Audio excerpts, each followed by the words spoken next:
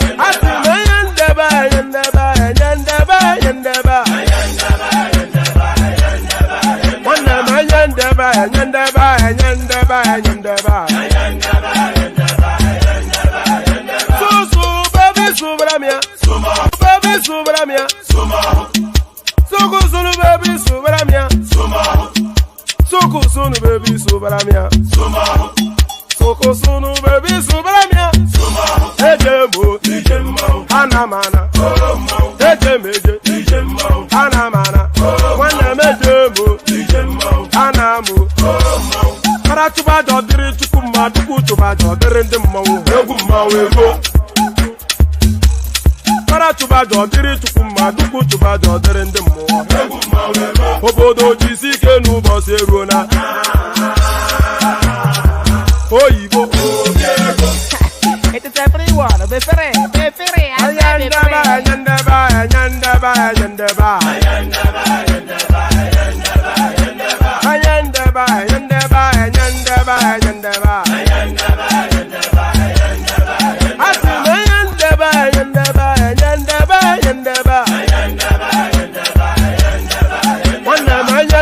Ladies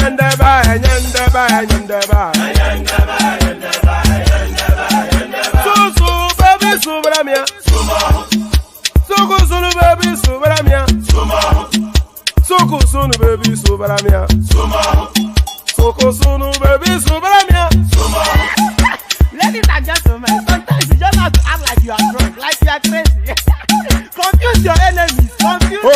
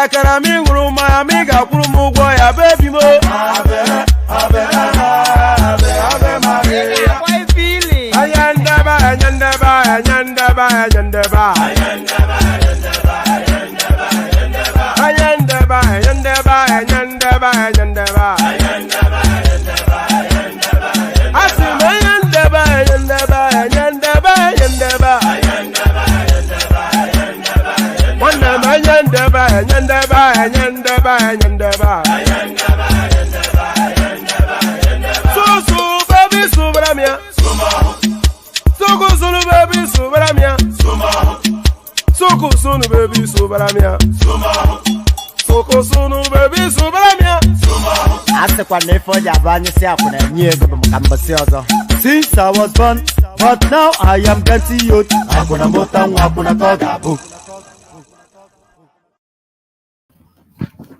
And there it is right there. So there it is right there. So firstly, apologies for the extremely late start to this session. So I have to apologize for that. Extremely late. Usually I don't start on time anyway, African time and all that. But I think this is probably the latest I've ever yet started. Often instances when I move it still this late, I often instances abandon it. But I decided not to abandon. But it's going to be a very condensed sort of a session. I don't anticipate that it's going to be more than 2 hours, maybe 3 hours, but still we meet and greet. So still we meet and greet. So yeah, it's going to be short. Firstly, because I'm starting extremely late, you know, and I have a cutoff time that I don't like to be online beyond. And then also Thomas is not available. So it's going to be short for those reasons. But nevertheless, a healthy welcome by Ayo. This is always what gladdens the heart. So a healthy welcome by Ayo.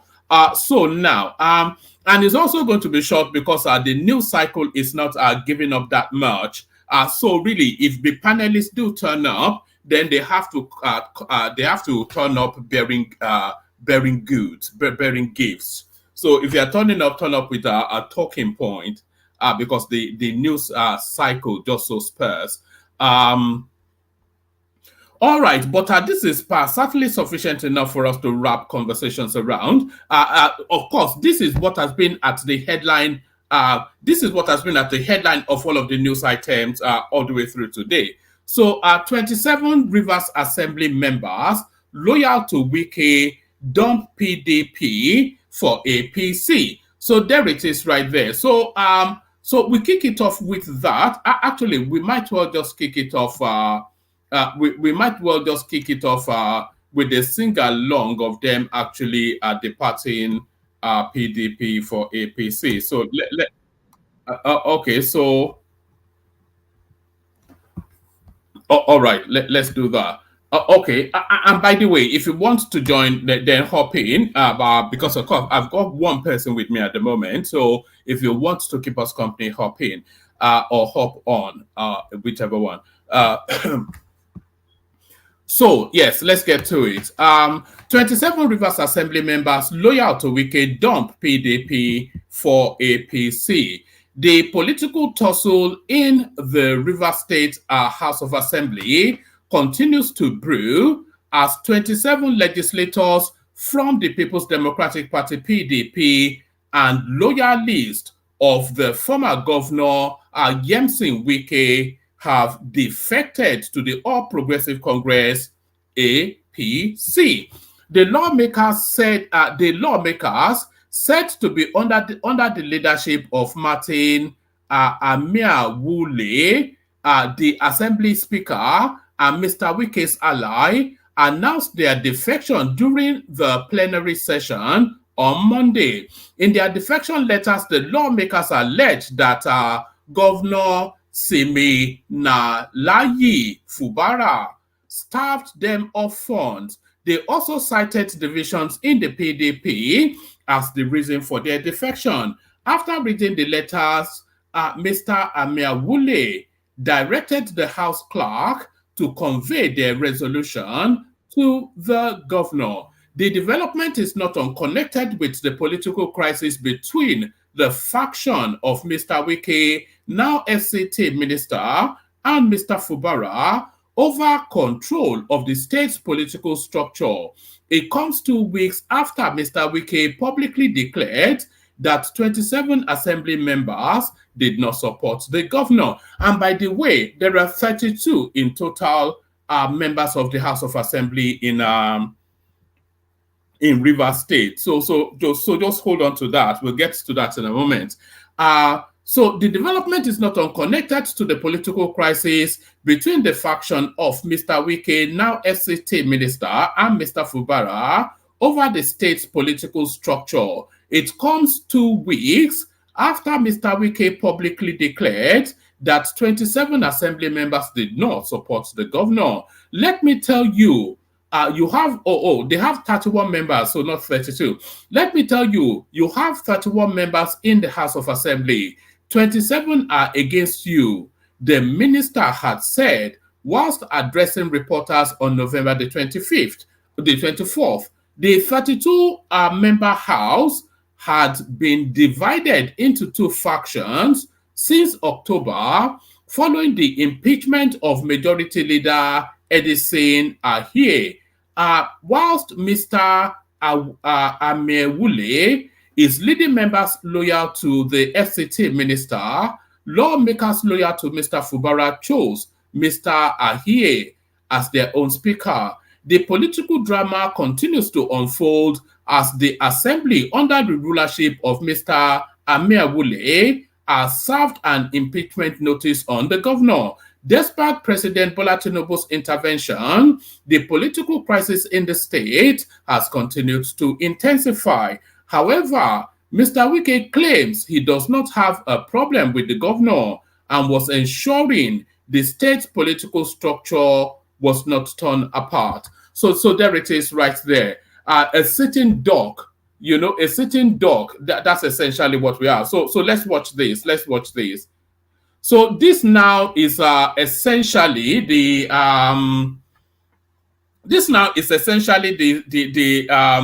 assembly members of Rivers State are stating their intentions. So just listen and then it becomes clear. On your mandate, Bola. on your mandate, Bola. on your mandate, we shall stand. On your mandate, we shall stand. So there it is right there. So those are members of the River State Assembly, erstwhile PDP, now singing on your mandate we shall stand, and we all know exactly what that means. So bye-bye birdie. So bye-bye birdie to Fubara, but bye-bye birdie, but does it end there? So bye-bye birdie, but does it end there? So he's not going out without a fight, of course. PDP asks INEC to conduct fresh polls as 27 Rivers in 27 Rivers constituency. So PDP asks INEC to conduct fresh polls in 27 Rivers constituency. We all know why, of course. The People's Democratic Party, PDP, has demanded that the Independent National Electoral Commission, INEC, should immediately commence the process of conducting fresh elections into the 27 state constituencies in Rivers State. This, the party said, was sequel to the vacancy created when 27 former Rivers State lawmakers willfully abandoned their seats by defecting to the All Progressive Congress APC. National Publicity Secretary of the PDP, Honorable Debo Ologunagba, in a statement in Abuja on Monday said the PDP asserts that by defecting from the PDP, the political platform on which they were elected into the Rivers State House of Assembly, the seats of the 27 respective former lawmakers have become vacant by virtue of provisions of section blah, blah, blah of the Constitution of the Federal Republic of Nigeria 1999 as amended. He further said, for the avoidance of doubt, section 1009 subsection 1 of the 1999 Constitution provides that a member of a House of Assembly shall vacate his seat in the House if G, being a person whose election to the House of Assembly was sponsored by a political party, he becomes a member of another political party before the expiration of the period for which the House was elected. Mr. Ologunagba equally said, by reason of the above constitution provision and its clear interpretation by the Supreme Court, the 27 defected members of the Rivers State House of Assembly have vacated and lost their seats, rights, privileges, and privileges, recognition, and obligations accruable to members of the Rivers State House of Assembly. The PDP therefore demands that the Speaker of the Rivers State House of Assembly immediately comply with the provision of the Constitution by declaring the seats of the 27 former lawmakers vacant. In view of the vacancy now existing in the 27 state constituencies in Rivers State, the PDP demands that INEC should, within the stipulated period under the Constitution of the Federal Republic of Nigeria 1999 amended, conduct fresh elections to fill the vacancies. Our party cautions that the former lawmakers should stop parading themselves as members of the Rivers State House of Assembly, as such would amount to impersonation with serious criminal consequences. The PDP commends the people of Rivers State for their steadfastness and loyalty to democracy and rule of law, especially at this time. So there it is right there. And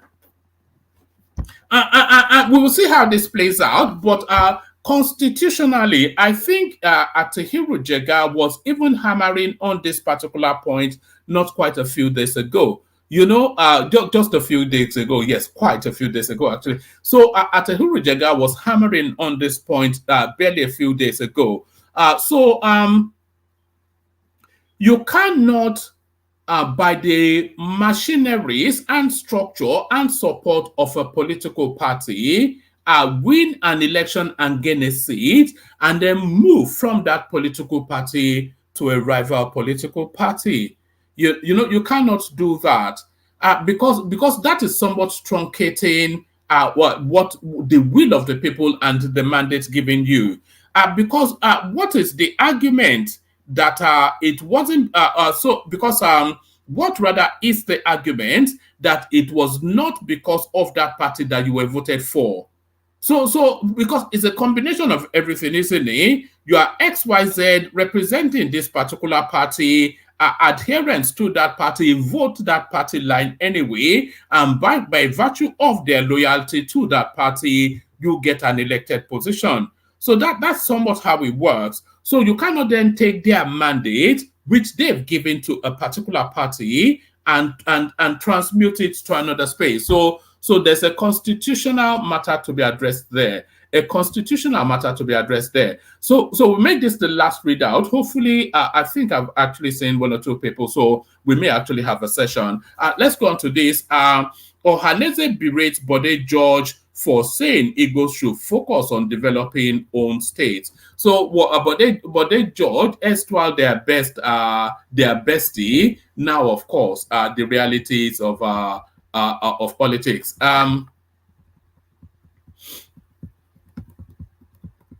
Right, the Apex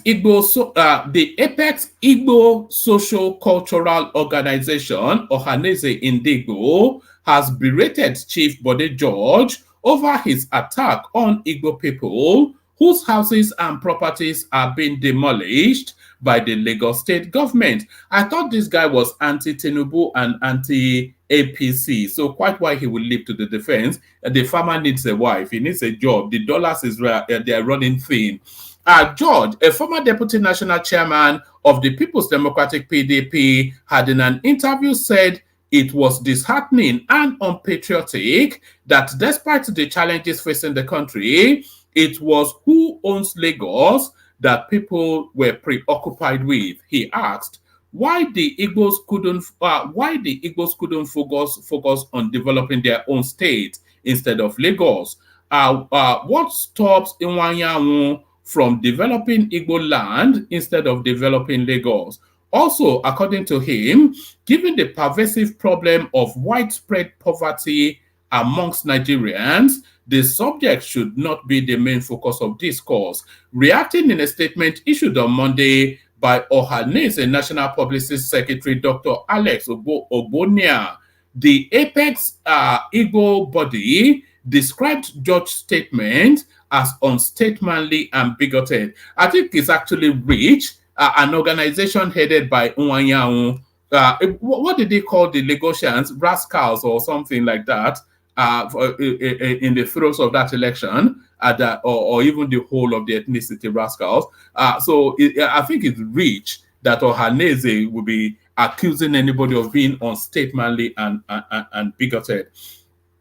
It noted that George's unsolicited support for the policies and programs of Governor Babajide Sanwo-Olu's administration was both curious and misdirected. It reiterated the statement made by Ohanese President General Chief Emmanuel Nwanyanwu that when Lagos was elevated as the capital of Nigeria, it attracted persons, groups, and governments from all parts of Nigeria and across the world, like is being done today in Abuja. The Igbo leaders pointed out that Lagos as a federal capital gave rise to multi-ethnic inflow, a population explosion, and diverse economic activities, and commended the Igbo spirit of corporate social responsibility by adding value to whichever environment they find themselves, the statement said. Ohanese defended its President General statement, adding that the assertion was correct that the Igbos, like every other group, did not acquire their property in Lagos by brute force. Instead, were lawfully purchased and evidenced with certificates of occupancy. Any person who knows Lagos will agree with the Igbo leader that some of the Igbo properties were standing on what used to be swamps. Nwanyanwu used the press conference to condemn the demolition of properties by the authorities of Lagos State, most of which were owned by Southeasterners, Ogbonia said. Ohanese Indigbo said it would have ignored George's comment if not that silence may lend credence to the unsuspecting mind, the whimsical figment of a transactional imagination. So the way they use English in Nigeria is such a delight. The whimsical figment of a transactional imagination. In the first place, the unsolicited support to the policies and programs of the Lagos State government, led by Babajide Sanwo-Olu by Chief Bode George, is both curious and misdirected. Otherwise, how will an elder statesman in the mode of Bode George query an ethnic group for their loyalty, allegiance, commitment, and development of the former capital of Nigeria? The George theory will also query why other Nigerians. The George theory will also query why other Nigerians are obligated. That's how it's been written. Are obligated to the development of Abuja to give it the required international status. For Bode George to suggest that the Igbo erred by contributing to the development of Lagos is not only unstatesmanly, bigoted, narrow-thinking, and self-serving, but stands at variance with the ethics and decorum of a man who has benefited immensely from the corporate existence of Nigeria. Bode George alluded to the prevailing pervasive poverty in the country and his judgment believes that the destruction of people's property in Lagos is an anti. All right, it's an anti. I couldn't feel my headphone for a moment. But the judge alluded to the prevailing pervasive poverty in the country, and in his judgment, believes that destruction of people's property in Lagos is an antidote to poverty. Ohaneze Indigbo has watched with dismay the selective vocality vocality, that is to, my goodness. You know, man, I don't know who speaks English in quite the way Nigerians do. It's like something from Downtown Abbey, something like that. I don't know where they get the sort of English that we use in Nigeria from. Ohaneze Indigbo has watched with dismay the selective vocality of Chief Bode George when many parts of the Alaba International Market were destroyed. That George was mute. When there was intimidation of voters in Lagos State, George was mute, among several others. Finally, the Igbos will remain broad-minded, hard-working, law-abiding, forward-thinking, dynamic, and courageous, even in the face of daunting challenges. So that's the back and forth between Bode George and Ohaneze Indigbo. Okay, let me just bring you one more. But I don't want us to label that Ohaneze Indigbo one, because I think we run the risk of somewhat being some Igbo something, because we do too many Igbo stuff here. We run that risk, and we don't want to run that risk. So let's quickly run through this space then. Bank recapitalization key to stock market growth. So we had this, I think, under Sanusi the last time, when they say to maintain your license, a bank has to maintain a minimum baseline of capital with the central bank. So I think they're looking to ratchet that up. An expert and professor of capital markets, Uche Uwaleke, says commercial bank recapitalization is likely to rejuvenate the stock market. Uwaleke, in an interview with News Agency of Nigeria, described the idea of Central Bank of Nigeria as a welcome development. He said that capital was needed to finance big ticket projects, especially as the government was targeting a 1 trillion economy in a few years. The last time the CBN forced bank to recapitalize was in 2004, when Charles Soludo, former CBN governor, raised their capital base from 2 billion naira to 25 billion naira. Even 25 billion naira is too low a base for a bank. A bank should have at minimum $50 million as a baseline for you to run any bank, as an insulation between you folding and protection for customers, etc. A minimum of 50, and that's the medium level bank, or to the lower level, a minimum of $50 million. Uwaleke suggests the use of differential cash reserve requirements, as well as that's just not reading right, is it? Let's just do it again, and then we speed through it. An expert and professor of capital markets, Uche Uwaleke, says commercial banks recapitalization is likely to rejuvenate the stock market. Uwaleke, in an interview with News Agency of Nigeria, described the idea of the central bank as a welcome development. He said that capital was needed to finance big ticket projects, especially as the government was targeting a $1 trillion economy in a few years. The last time the CBN forced bank to recapitalize was in 2004, when Charles Soludo, former CBN governor, raised their capital base from 2 billion naira to 25 billion naira. Uwaleke suggests the use of differential cash reserve requirements, as well as preferential participation in the forex market for well-capitalized banks, as some of the incentives. So yes, I'm not quite sure what it means by differential cash reserves, but hopefully we have one of our bankers jump in, but I do understand what it means by preferential participation in forex. So the higher your market capitalization, the more access you have to forex. Essentially, is what they're saying.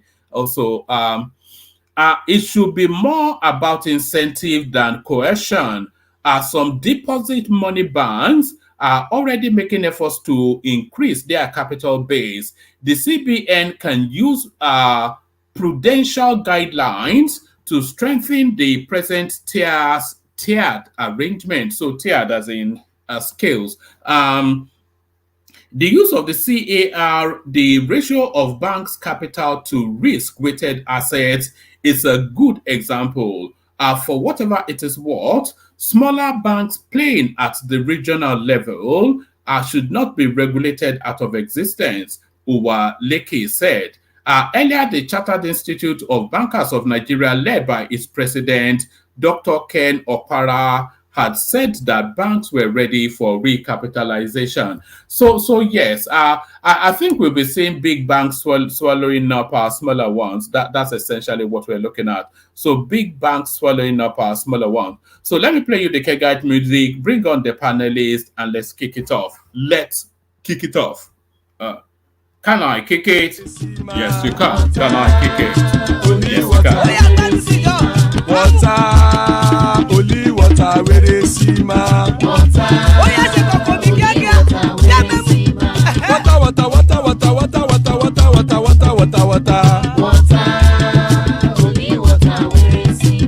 Hapa o naido.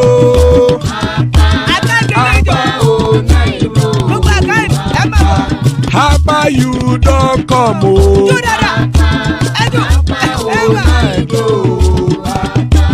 Hapa o naido.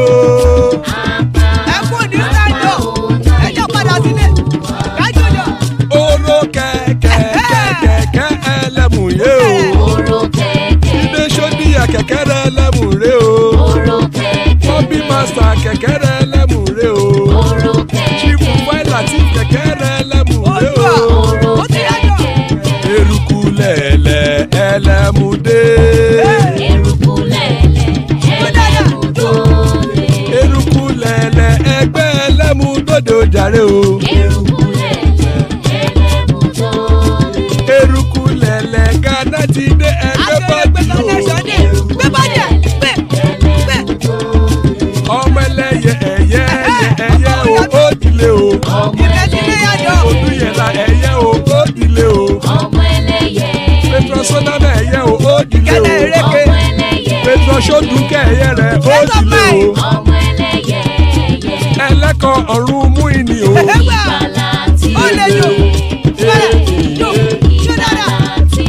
Àkùkọ ọ̀run mẹ́kọ̀.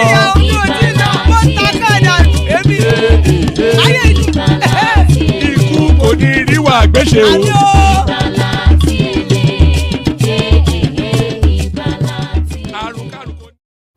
And there it is right there. Ikuko Neriwa Geshe, may death have nothing to do with us. So amen to that on behalf of myself and you, my friends. So amen to that on behalf of myself and you, my friends. So joining us, the Ikemba of Maiduguri Central. It's been a while. Obina joins us. So good to see you, Obi. So that's Obina right there. It's been a while since we saw him, so he'll have to tell us what he's been up to. Darati in the house. Darati in the house. Adewale here to keep things 100. Father of the bride, Ajande Koko, ever present. Emeka to explain the complexities of the conversation in language that you and I can digest. And he promised us he stop smoking ego, so we let him in. Solly in the house again. So yes. I was going to kick it off with Solly, but let me kick it off with Obina only because I did not promise anybody anything. No. You promised us you stop smoking ego now. I don't know, not the promise. I did not make any of those promises. Don't worry. I've clipped it and I will be replaying it soon. But let me kick it off with Obina, who has not been with us for a while. Obina, how far? I do. Thank you very much. Sorry, man. So many things happening. Our fight don't finish. Eh? Before I never finish, oh. Why never finish? Eh? It's half time. It's still on. It's halftime, exactly. How is everything going now? We're good. Okay. How are you? I'm good. Yeah, so this is interesting time. So with especially with this thing going on in River State. Yes, that guy is gone. Fubara. What's your anticipation? If you take Wike on, you lose. That's just a fact of Nigerian politics. Yes, because Wike fights dirty. So Wike, the problem we're fighting with Wike is the fact that even if he doesn't win, it will damage you per se. But the thing is, Wike himself knows the powers of all these governors. The governor has powers. Yes, I know that he sponsored him and everything, but power has changed hands. He might be minister, but he's not the governor. Even ministers want to be governors. Ministers, they struggle to be governor. They try to get the ticket because they know the power of the governor. And his colleagues are supporting him. And the fact too is if he's smart, that those 27 members have lost their seats automatically. So do you think they should have stayed in the PDP and impeached him and then Yes, they shot themselves in the foot. They moved too quickly. They shot themselves in the foot.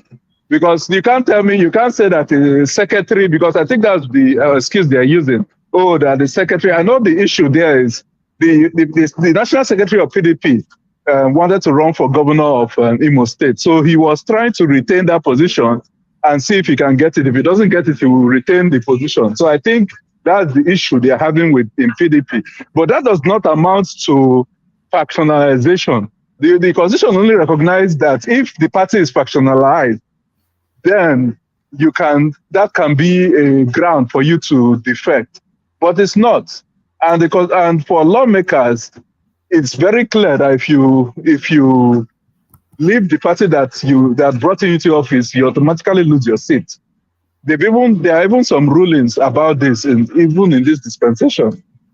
So if the governor is smart, you get his speaker, they take over the house immediately. You get police to make sure that none of those 27 members reach the house. Then they will go to court, and then by the time court resolves the matter, maybe water have passed under the bridge.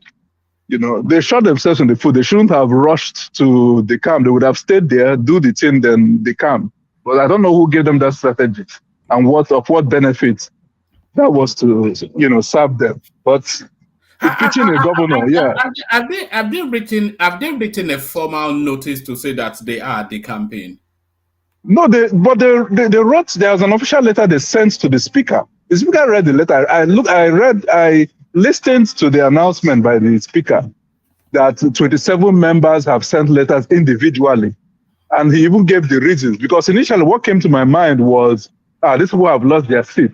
But then he now gave the reason that, due to National Secretary Tozu, they don't know who is the National Secretary. But you know who is the National Chairman. What kind of excuse is that? You know who is the National Chairman. So you can't say it's because of there are two people who are fighting over National Secretary. That's not what the Constitution says. So Wike that brags about, impeachment is a constitutional thing. He should make sure he does it in the, follow the Constitution to do it.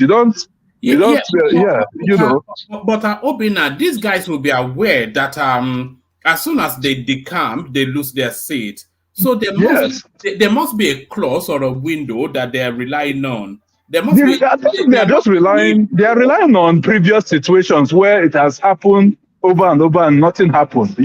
There are so the number of people that have lost their seats is like 10% compared to 90% that didn't when they moved. A lot of people have switched parties, but nothing happened. These are the popular ones. A lot of them did switch, but nothing happened. But there are few instances where they went to court and the court took them out of the office. So in this a very high-powered situation going on, it's going to be difficult. They are not going to let it be. I think they will go to court about it. So if they are, do you know what is actually behind those guys will lose their seat? What do you know? What's actually behind this Yeah. fight? Because there were rumors that Fubara was romanticizing what's it called, Rotimi Amechi, and he was trying to infiltrate somewhat wicked structures, and it was just parlaying with Wike's political enemies. So he was indicating that he wants to unshackle himself from Wike's. Yes.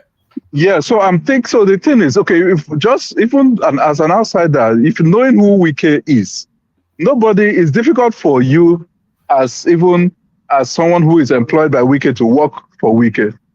So Wike is not somebody, it's very hard to please. It's somebody that if it's not done his way, it is not any other way, it's like disloyalty. So now just imagine you as a governor, now you have powers, you're the chief executive, and someone like Wike is bossing you around, He at some point as a man, you want to take responsibility and say, no, you don't want, and when you challenge somebody like Wike, is problem. If no matter what, let's even ignore the fact about the so-called, they said, oh, he should pay money. It might be possible, but that's it's even beyond that. Wike is not somebody, he's somebody that is very hard to work with, or work for. So already that's a big challenge for the governor. So I think this issue of aligning with Amechi them is after the fact. It's as a result of the fact that Wike, has this. Yes. So what is going on is he has to also get his own. So this is very easy to work with Wike's enemies, to get his enemies on your side. It's very, very easy. So, I mean, as much as when you're fighting, you're looking for every avenue, every resources that is necessary that will help you win your fight. So I think that's what's going on, and it will be in the interest of Amechi and co. to be on his side. Like all of them are doing it for their selfish interest. It's not that they like Fubara, no, but it's an opportunity for them to get their pound of flesh. But at the same time, it also serves Fubara good too for him to retain power. So, but what are his chances of retaining power? Rivers State belongs to Wike, and it will always belong to Wike. That's one. And then Wike also has federal might because it's quite pally with the Tinubu administration, and Tinubu administration also see him as a strategic play for elections to come. So Tinubu also needs Wike to have a stronghold on Rivers State. So Fubara is fighting Wike, a fight that he cannot win, but then he's fighting Wike backed by Tinubu and the federal might. Is a gunner. Yes. Is gone. Okay, so the thing is, yes, Wike, Rivers State doesn't belong to Wike. There were other people before Wike. There was the all-powerful Odele. There was even Amechi. And if you look at all these things, as much as how Wike, how he held Rivers State strong, it doesn't make Rivers State his own personal property. At the end of the day, it's going to move from one governor to the other. Now, in terms of winning the fight, it's going to be a very tough challenge because these governors, if you look at the pattern, look at Obaseki. If you are aware, those Obaseki, it was a combination of both PDP and APC governors that came together, including Wike then. Wike didn't like Obaseki. Even at some point, he even came out from the district. But because of the union of governors, they came together and made sure that they took Oshomole out of that office and gave the ticket to this guy. And even the chairman of the APC Governorship Campaign Council was telling them that why didn't they tell him that this was the plan, that he wouldn't have wasted his time? Everybody, they were working for themselves, for their fellow governor. The same thing will happen here. It's going to be, and when these governors pile pressure on Tinubu, forget Wike, the Tinubu is the president now. So he has to work with the governor. The Wike, he can get rid of Wike. Wike is an appointee. And if he has a good rapport with the governor of Rivers State, the governor of Rivers State now is the one that is in charge of the structure. I'm not sure that you can so casually dismiss Wike as an appointee. No, you can't. Apart from Tinubu, Wike is the most outside of Tinubu, Wike is probably the most politically astute politician in Nigeria. That guy, you need that guy for anything. but you can't see as much as Wike is trying to be like Tinubu, he can never be, because Tinubu did not insult people to get to where he is. Tinubu didn't denigrate people. I've not had, apart from the yapping, those yapping he does when he's talking, but not to insult traditional rulers, those are two different people. You can't, the people that like Tinubu, so the influence Tinubu has, especially, let's say in the Southwest, for instance, is there as a result of the likeness they have for him. The one that they have, the influence Wike has, let's say in Rivers State, not even in the South, it's not out of likeness, it's out of oppression. They are two different things. They don't like him because they like him, but it's just out of oppression. Oh, we can't do without this guy at this time. But he's no more in power. Tinubu can manage him. He can manage his personality and get the benefit of it. But if he has to choose between Wike and Fubara, I think he will go with Fubara, not because he likes Fubara, but because he will be pressured, especially with the governors, to go that way. Because those are the people you're working with. Those are the people, and it's going to be across party lines. They will.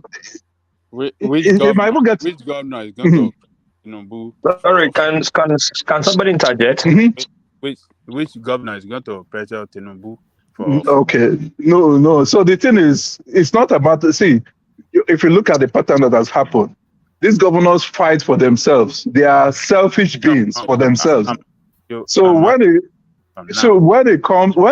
push you, don't worry. As the thing comes closer, you will see what I'm talking about. This same thing played out with Obaseki. Huh? Is he a member of APC? It doesn't have to be. Was Obaseki a member of PDP? No. But all the governors came together and made sure that guy became retained his seat. Not all the. No. There's not. No, see, it's okay. Time will tell. Look. Well, the fact is, look, we have been listening to you. You've been saying, Wike. Those guys shot themselves in the foot. Can you? Is there a problem with that? What is your counter listen to that? Yeah, we have precedents of those that have done that past. And, did they leave the party? Did they leave the party before they did the impeachment? Hold on, no. Wait, listen. We have seen people that cross party from one party to the other. And the court still retain them. You understand? No. Hold on. We're not talking of chief executives. We're talking of House of Assembly and members. Yeah. No, it doesn't matter. It's is crossing. This is a matter of crossing from one party to another. So, was the governor of Ebonyi? That was you're still missing the point. The governor is the constitution that doesn't mention the governor. The constitution is clear on only legislators that are affected by that provision. The constitution does not give governors special preference. It does because it didn't give the governors are not mentioned. If you go to the constitution, it doesn't mention that the governors, if they leave the office, they lose it. It's only the House of Assembly and Senate and House of Reps. On what basis will the constitution give? Is it not the same people that voted for them? It's the same people, but you're going by the constitution. But you're going by the constitution. No. The constitution does not give the governors any special preference to move from one party to the other. Yes, but there's no provision.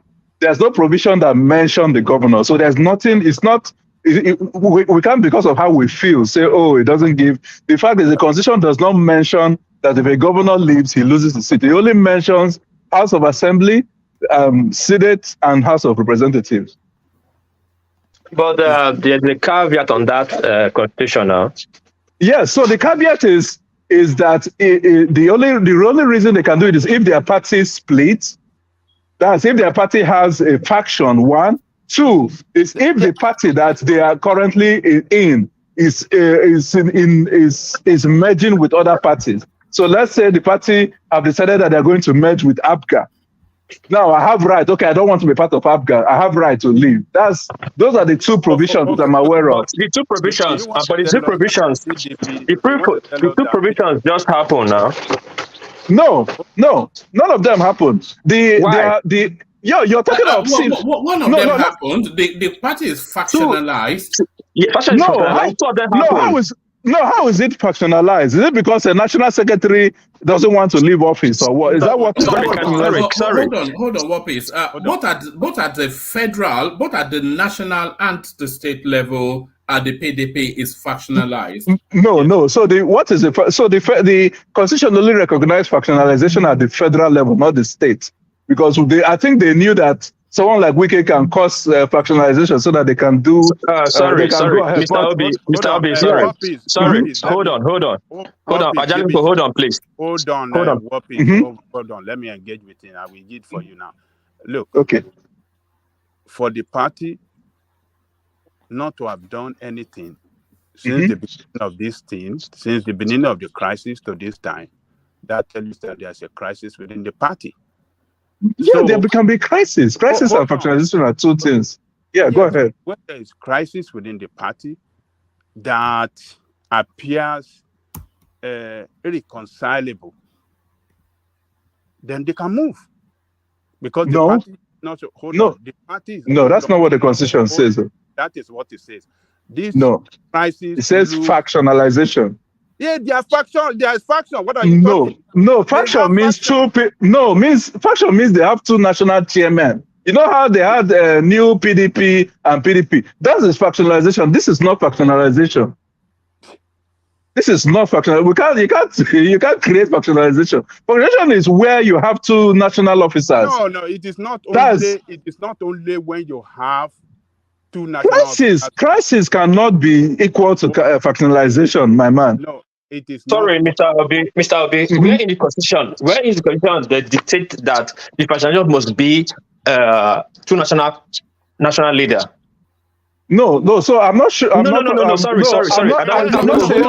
on. Wapis. Obina is right now. A crisis is not factionalization. Exactly. Now. A factionalization has to be a formal sort of exactly. split. You see how new PDP? Hold on now. Wait. Hold on. Let me describe to him what is factionalization.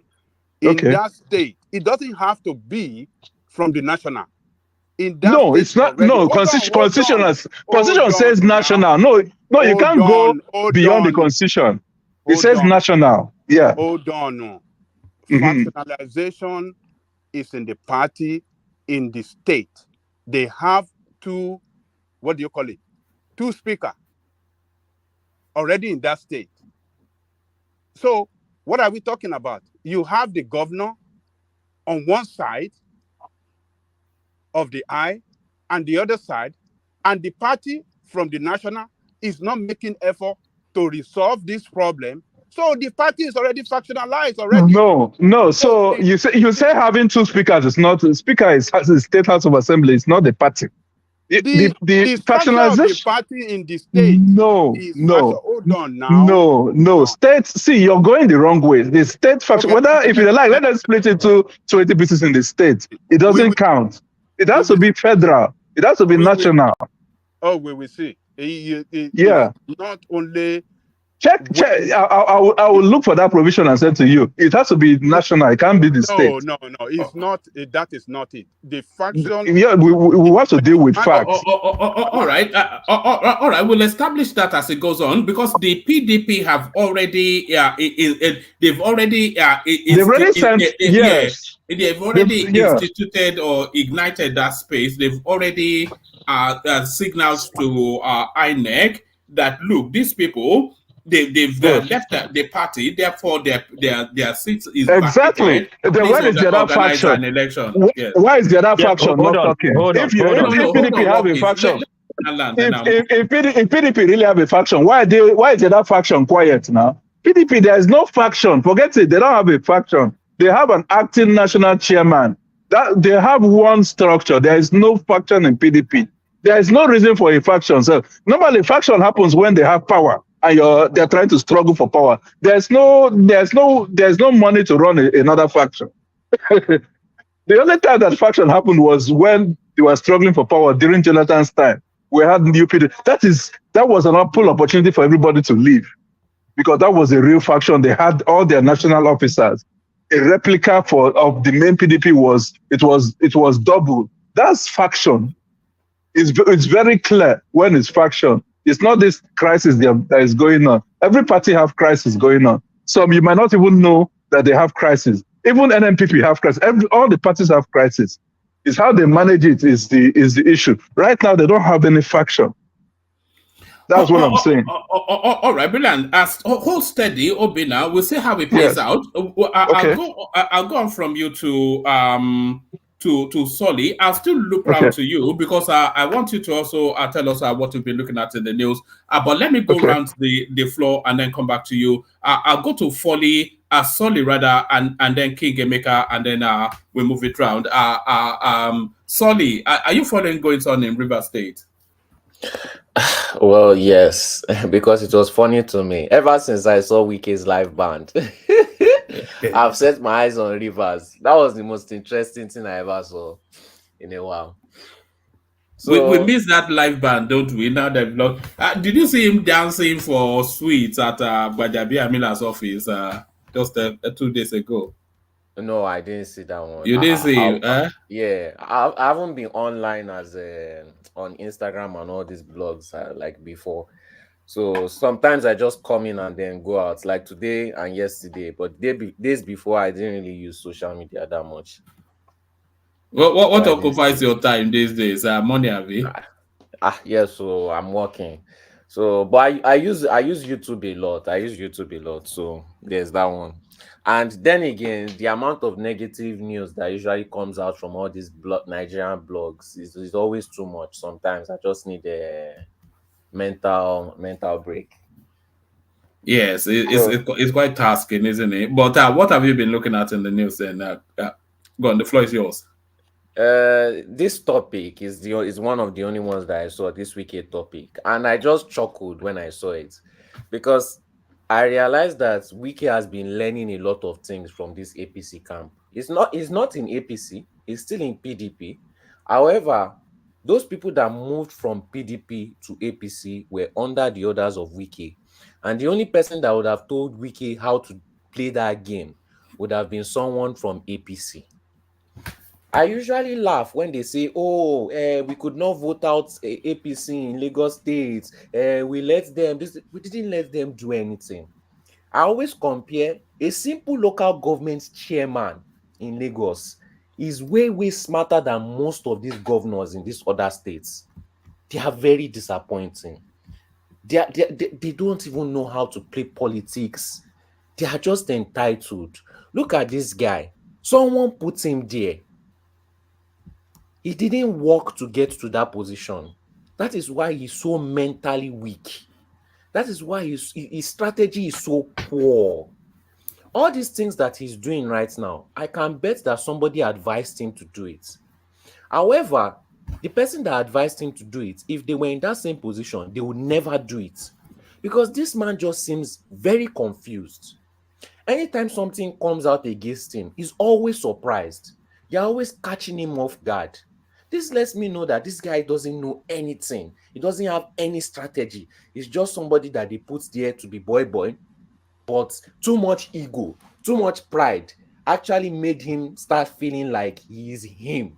He is the one that got himself there. Without Wike, he will never be there. Without Wike, in fact, that guy cannot win local government chairman in any area in Lagos. Anywhere in Lagos. Because he doesn't have the mental capacity. A lot of people felt that the guy moved too quickly. He should have just paid boy, like you said. You don't move until you get your second term. Everybody knows that in politics. You have to play boy in your first term And then when you get your second term, you know that nothing else after that, then you can show your true colors. You know, so I feel like this man is a very, very emotional kind of person. Even if you have the plan, even if you have the, you are emotionally pushed to do it, it takes wisdom and logic and proper planning and good, smart people around you, which I'm sure this man does not have. He does not have smart people around him. He likes to be the smartest man in the room. And if you are the smartest man in the room, that's certainly a problem, especially when you want to get things done. So he played himself. He put himself in the mud. In fact, whatever trap he set for Wike, that trap is going to be used against him. Because there's no way this guy is coming out winning this case. There's nobody that is going to see. If they put everybody to choose who they are going to side, by the time they step in front of Wike, nobody is going to side with this guy. Everybody that pushed him to do this thing is not going to side with him. That's why they say 99 advisors, only 0 or 1 helpers. Plenty people advise you to trap yourself, but none of them will help you. Just one of the most foolish things I've ever seen a governor do in a very long time. Maybe it's because I don't pay attention to other governors outside Lagos State, but just a very foolish move. This guy is going to lose everything.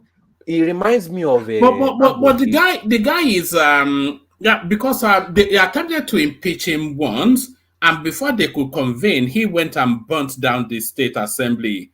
So the guy he has a bit of the devil in him. He has a bit of a fight in him. This Fubara.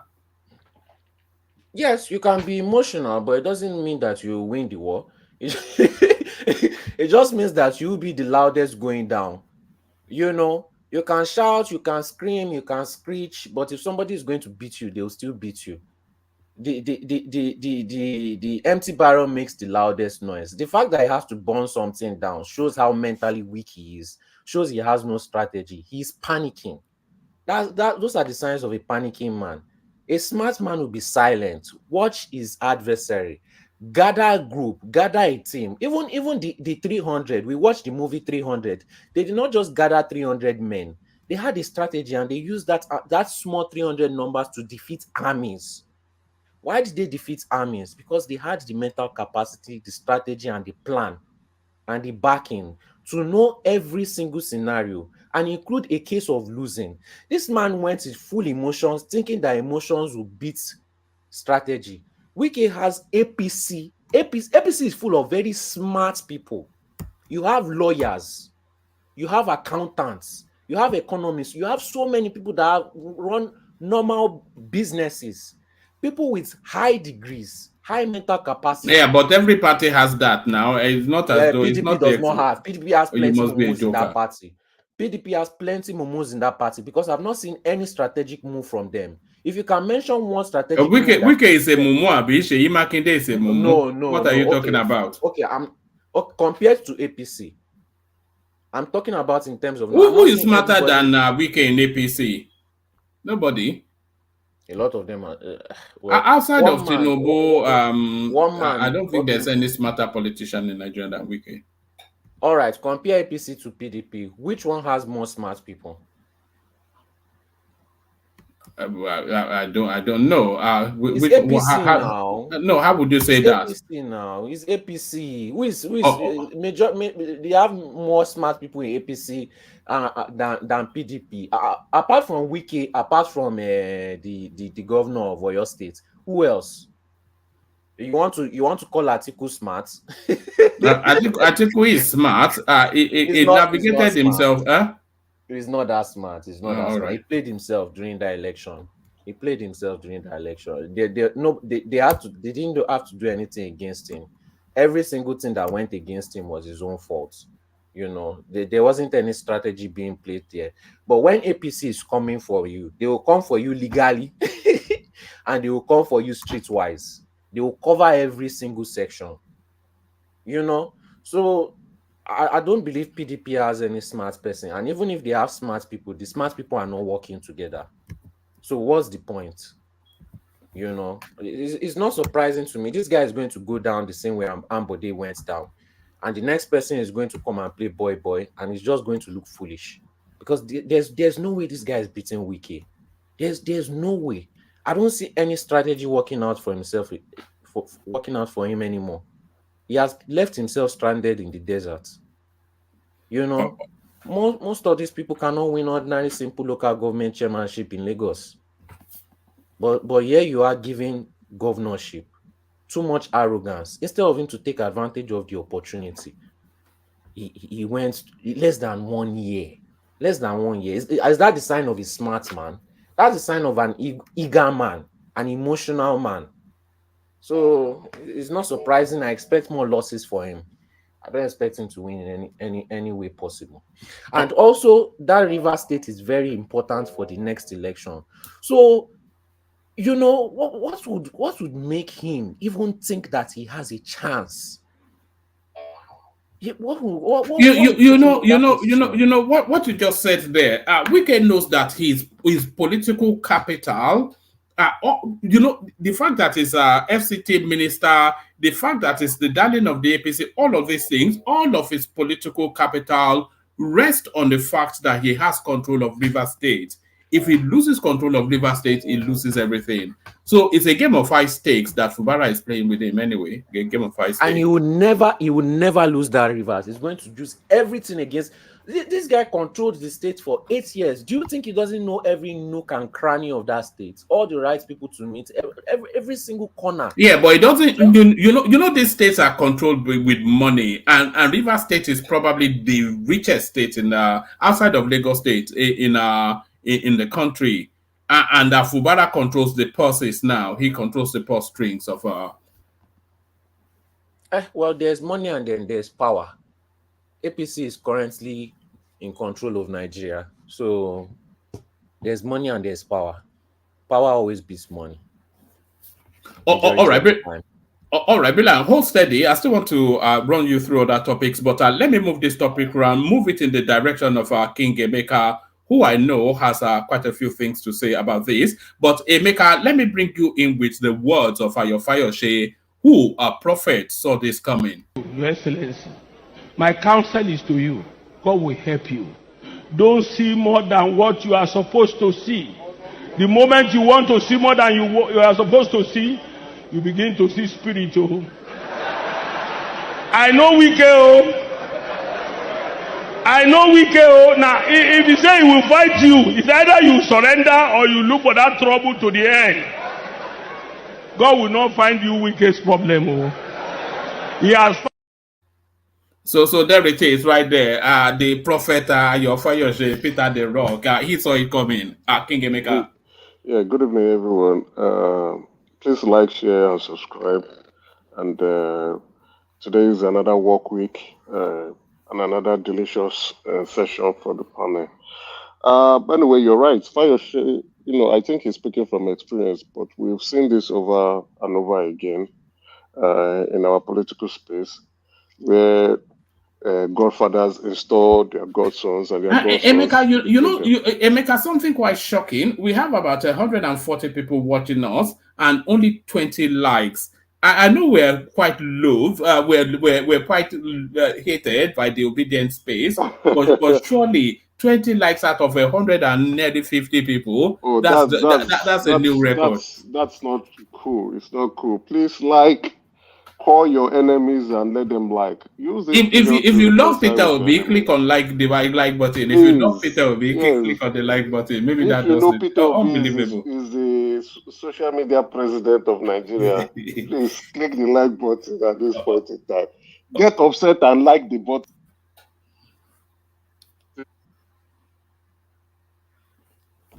Emeka, we lost you, or have you lost me? Can anyone hear me? So, can you hear me now? No, you're back. Carry on. Can you hear me? Yeah, you're back. Carry on. Oh, did you drop? Oh, I think he just dropped. He'll be back momentarily. Should we go on? We give you 10 seconds, which is 10, 9, 8, 7, 6, 5. He's back. Yeah. So yeah. As you were, Emeka. So people were upset with me that I was telling them to hit the like button, so they played with my network. I'm Yes. back. Yeah. It's an unfortunate circumstances that we get to see in our political space. You know, some people do not want to respect negotiation, right? I'm really surprised that the current governor of River State will be playing this kind of games.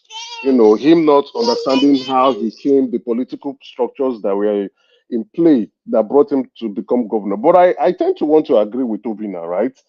Um, with what we can see, it seems that Wike fully seems to be losing a bit of grounds, right? It seems like the governor is gaining some political power and is willing to fight Wike too. So, and that is why, you know, even when Wike was saying that, oh, I'm still a PDP man, I'm leaving PDP for nobody, he has said it openly, publicly, in every media space, and even in his house, privately and publicly. You can still see where he's angling for, telling those who still support him to move. So it shows that something is, you know, the political structure, Wike is losing it a bit. But let's see how it goes. The fight is going to be dirty. The fight is going to be fierce. The fight is people will shed blood as a result of this situation. Uh, and at the same time, who will I say would win this battle? At the moment now, it's still not clear. The coast is still young, uh, you know. But like we all say, you know, the River State played a pivotal role in the emergence of the president. If the federal government would back Wike to go into that battle, then I see Fubara losing the battle. But if Tinubu is going to act like Buhari and stay quiet. That's why Edo State. That was why Edo happened that way because the Buhari just decided to stay neutral. If Tinubu do not stay neutral, I don't see Fubara winning this battle. But if Tinubu stays neutral, then uh, the battle is going to be a very serious one. I don't expect the governor losing easily. I don't expect him losing that easily because as each day goes by, he's creating new friends. Even those who may want to support Wiki at some point in the future, when they see some financial benefit and see the dice on the table. It seems to have succeeded in onboarding the Ijaw nation, the Fubara, because you see all these Ujaw chieftains wrapping around him anytime Yes, he's because he's from there, right? And you know, ethnicity and psychophancy plays a big deal in our politics. And because he's an Ijaw man, they think, oh, this is our turn, this is our son. Anyway, I don't expect anything less from them. But the Ijaws are not a majority tribe in River State. They do not. They only them alone cannot call the shots. The Calibaris and the place Wike is from, right? They are the majority in that state. So the Jaws is just like, you know, they are making a lot of noise. Is expected. Uh, they should anyway, especially when they see that their son is not happy. A father will not sleep when the son is unhappy and is being fought by the neighbors. So I don't expect the judge to abandon their son. But the battle is just beginning. It's going to be a fight to the finish. But the only piece of advice I would want to give to I don't think even if the governor succumbs, right? The trust is lost. Regardless, if he says, "Oh, let me listen to Wike now and let me ask for his forgiveness," you know, it's just like like the popular saying: "If a woman goes to cheat." I thought they made a feeble attempt at that. There was I some think he sort of tried. yeah. Yeah, I think he tried, but you Yeah, know, there was some it's probably feeble, meek sort of attempt at a reconciliation that has. yeah, where he was saying it is a father and son Yeah. relationship. You understand? But This I thing has know to play out politicians. now. Somebody's head has to drop. You know, for what's going in River State. Somebody's head. Somebody has to lose their. The only place I will blame Wike is he's true in a rush to act, right? And I think that's the advice the president gave to him. You know, calm down, hold on, just chill. You know, it has happened to the president before. So Wike is too in a rush to act. His blood is too hot. You understand? He wants to act now. You know, he shows his hand too early. And then when you show your hands too early, you only preempt your enemies. And your enemies will put up the right defense to go after you. So what Wike would have done is probably ignore him, walk around the structure that he has, and wait till towards the election period when the governor is thinking that all is well. Then you go for the kill. But anyway, it's politics. You will always want to think and counter-think and put your machineries in place. But let's see how this goes. I can't predict this at the moment. Why I say I can't predict it is that being a governor of a state is a very powerful position, right? And especially in River State, which is awash with money. Yes, all machineries fall in line with you. And then if Wike was not a minister, right, and a strong one for that matter, you understand? He's technically like a governor with a budget too. So I would have said Fubara would easily take him out and keep him in a place where he would not recover politically, regardless of what he was. Sure, Fubara would be willing to chase him out of River State, just like Wike did to Amici. But Wike is a de facto minister. He has the financial muscle to fight. He also he has the political backing too. Exactly. Yeah. He also has the backing of the president, who considers him as an advisor in his cabinet, right? You see him, Wike, being close. He's like a close associate, despite being in a different political party. So he has a budget, a huge budget, that he can take funds, that the money the governor can promise other associates or other political affiliates, the Wike too can double that. Money for money, pound for pound, naira for naira, kobo for kobo. So if it's about money, Wike can do that. So now it's not about loyalty and but it's also about political patronage now, because that the lever for political patronage in River State lies in the hands of Fubara. He's the one that can slot you in. At the moment. Yes, so at the moment, it lies with him, right? But I saw Wike when he visited River State of recent. That should be 3 weeks ago, when he made. I think it was an Ijoman too, except I stand to be corrected. One of the executive director to NDDC, and because of Wike, they changed the law. It used to be a chairman and an MD and 2 executive director. But because of Wike, they changed it and made it 3 executive director and the MD. So they gave one of the executive director to River State, and he now gave it to that man from Ijo. So it still shows that Wike holds and waves enough power. And then on the federal might coming, Wike is still very powerful. Financially, he is. Politically, he is. Federal might, he is.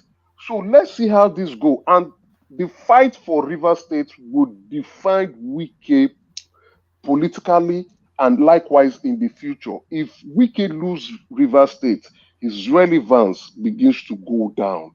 But if he fights and wins River State, he will shut everybody down and nobody will take him for a ride again. You may not like his personality, you may not like his disposition, you may not like his mannerism, you may not like him for him just answering Wike, but you must respect him, because what he has done, he has fought the governor, he has taken the governor taken the fight to the governor, and he has defeated the governor. So for now, I can't really predict now. But with time, we'll begin to see how he fleshes out. But will there be a fight in River State? Of course. Will it be dirty? Yes. Will there be Are we bloodshed? looking forward to Definitely. it? Yes. Are we We are looking looking forward forward to it? to it. Yes. So please, guys, click the like button so that we can keep talking about these issues and bring in our own perspective and our predictions and how we foresee the situation coming up and uncovering itself as time rolls by. Thank you. All right, brilliant. All right, brilliant. Thank you, Emeka. So hold steady. Let me go quickly to Dewale, who is about to leave us for other commitments. I wonder what will be more exciting than spending time with his friend, one man. But Dewale, you're up next. So Dewale, you're up next. But if Wike loses this fight, Dewale, could it cost him his FCT seat? Because, of course, it is his hold on River State and the payoff for what he contributed to Tinubu imagine as president is what's made him the FCT minister. But if he loses that hold on River State, could they then think, because that FCT position is too important for it not to be occupied by somebody that can pay out in the future? What are you making of what's playing out in River State, Dewale? Thank you, Woman, and every other panelist on the show tonight, and on our listeners.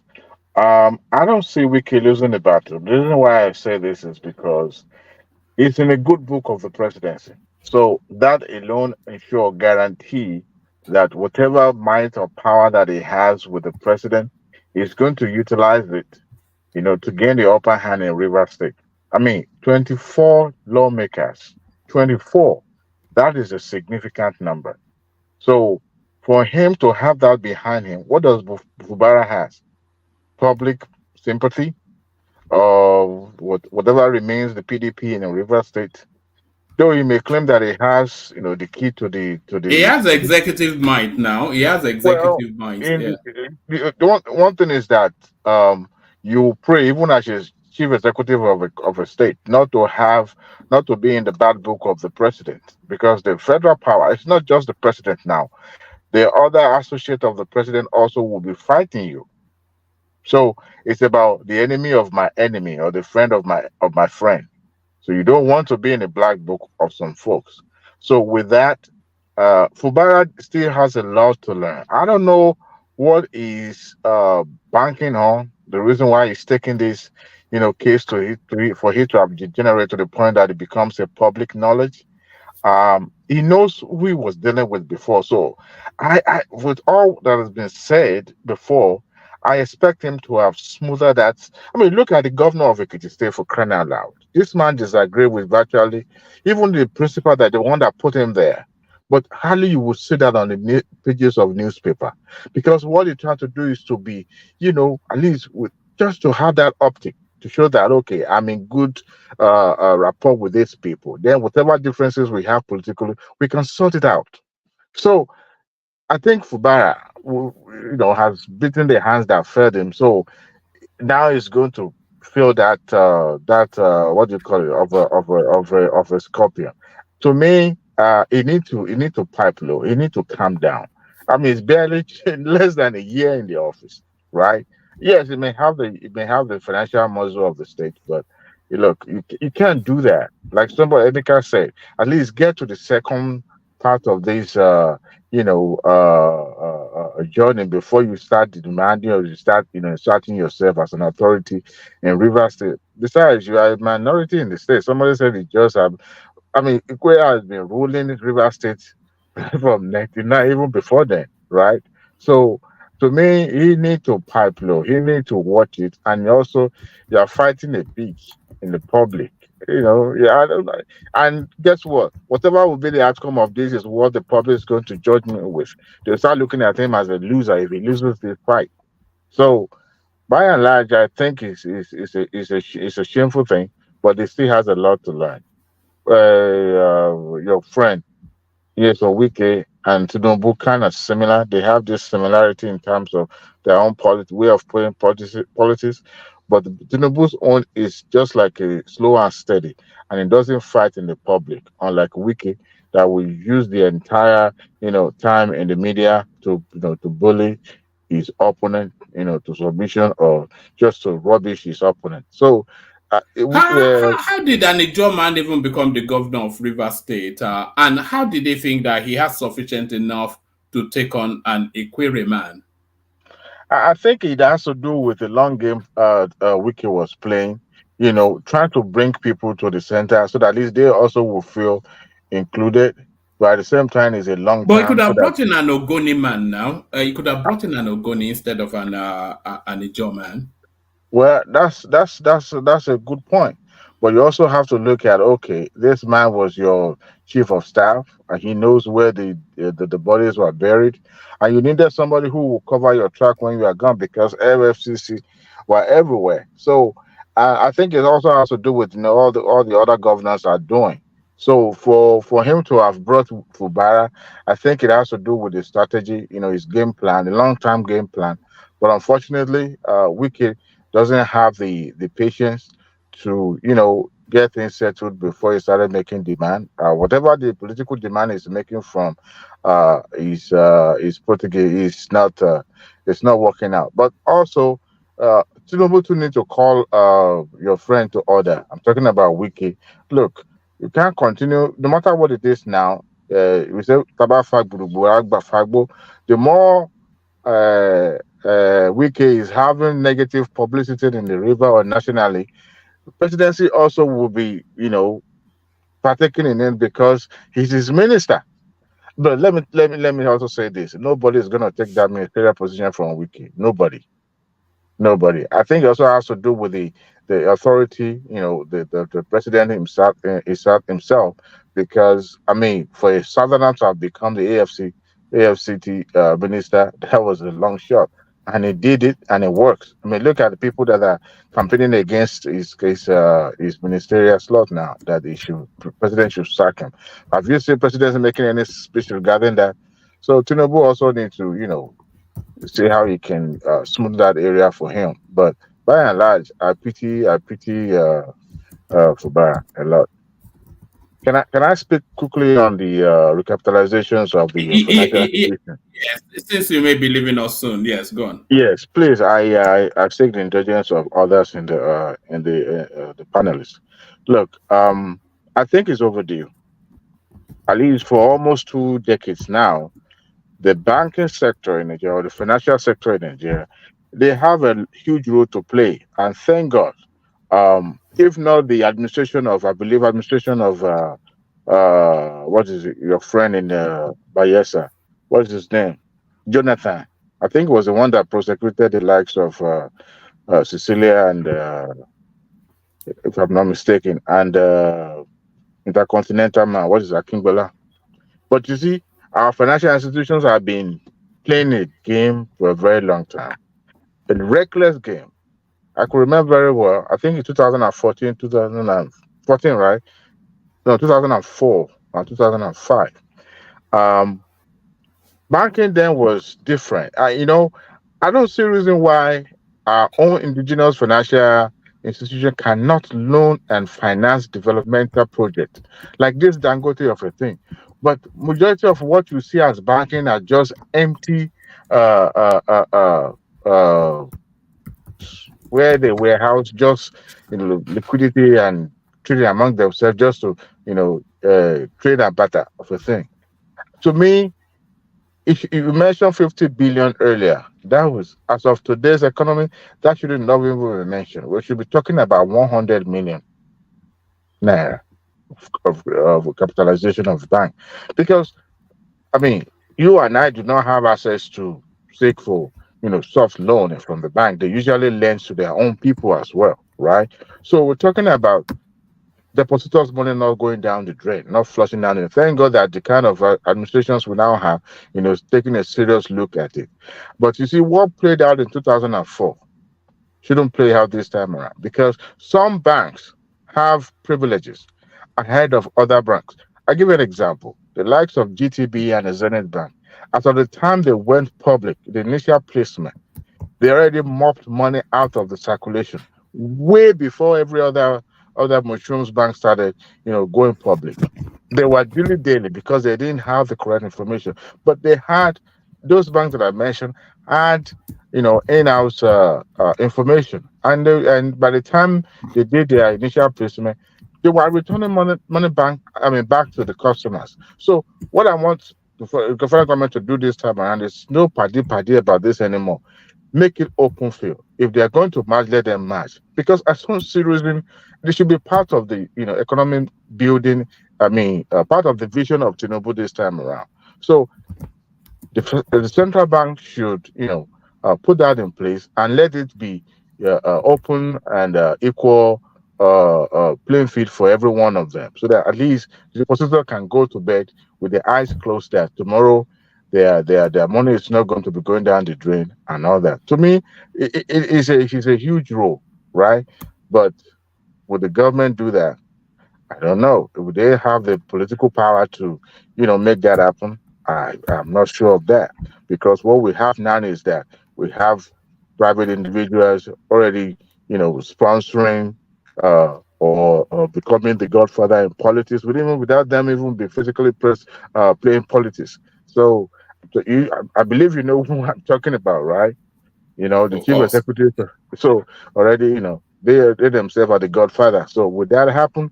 I don't know, but I think it is high time. It is long overdue that a financial institution must not just recapitalize, but also have uh,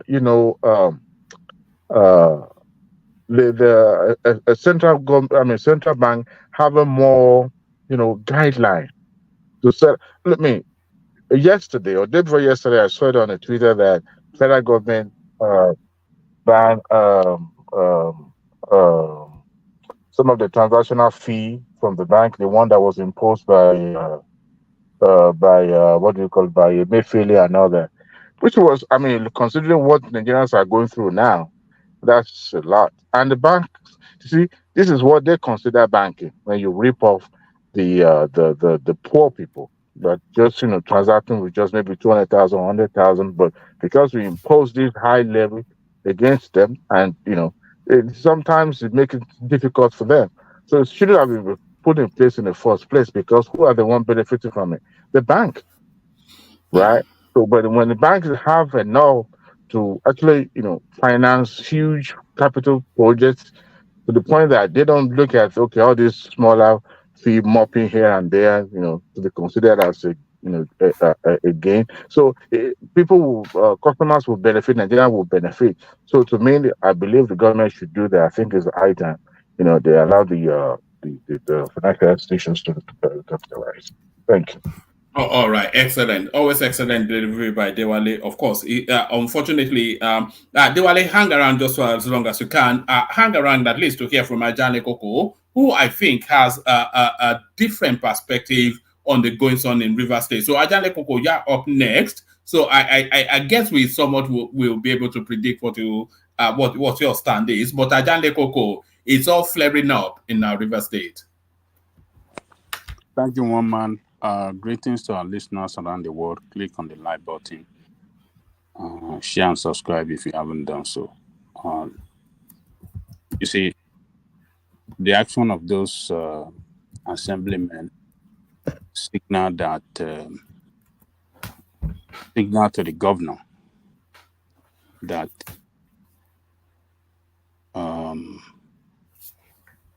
there's no reconciliation. It's going to be fight to finish. And they are taking this step with instruction from above, from Wike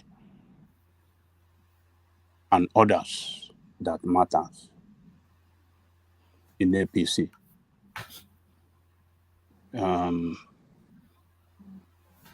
In order to get rid of that governor, they will get him down. Now it's like a person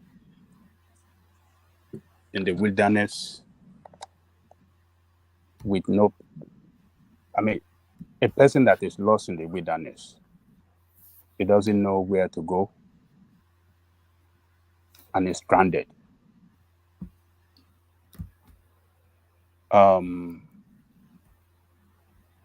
I think they want to lure him into taking action that will complicate the matter for him. is fighting politicians that are master in the game. He doesn't know the game at all. They just give him a little power. Power they give him does not belong to him. People that have the power are ready to take the power away from him. So they want to see his reaction. His reaction is what will determine the next action against him. And I want to tell you that the president is with Wike. APC party machinery is with Wike. So the security forces that, particularly the police, yes, that is the backbone of his power.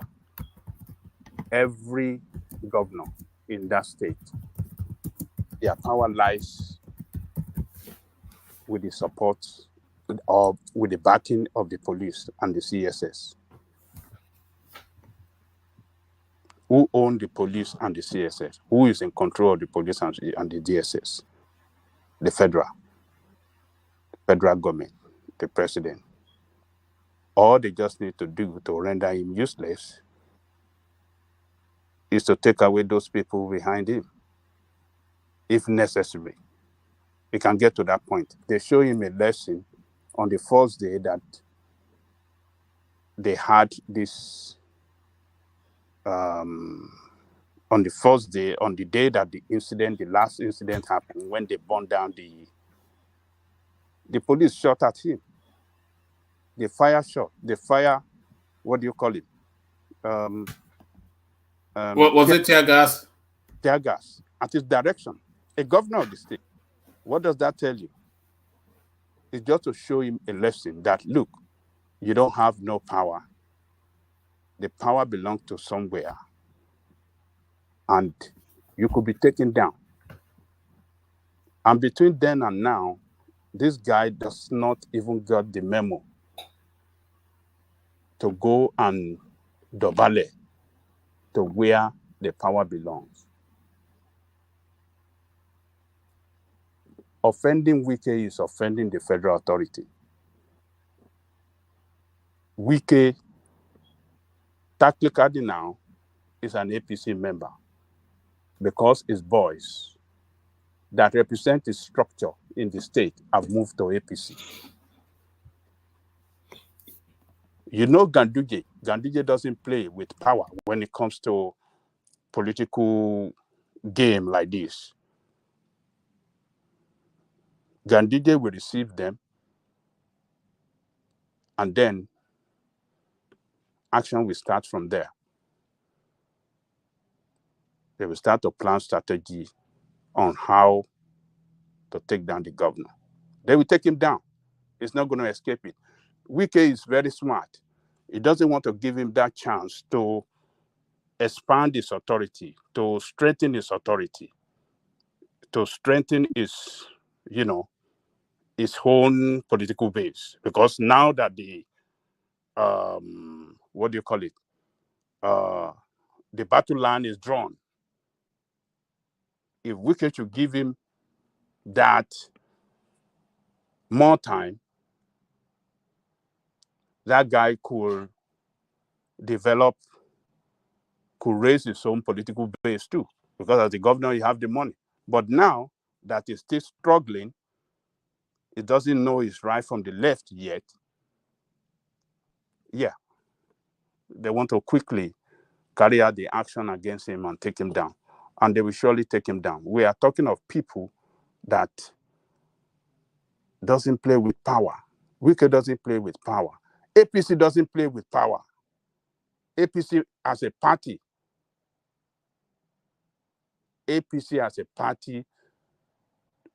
you see,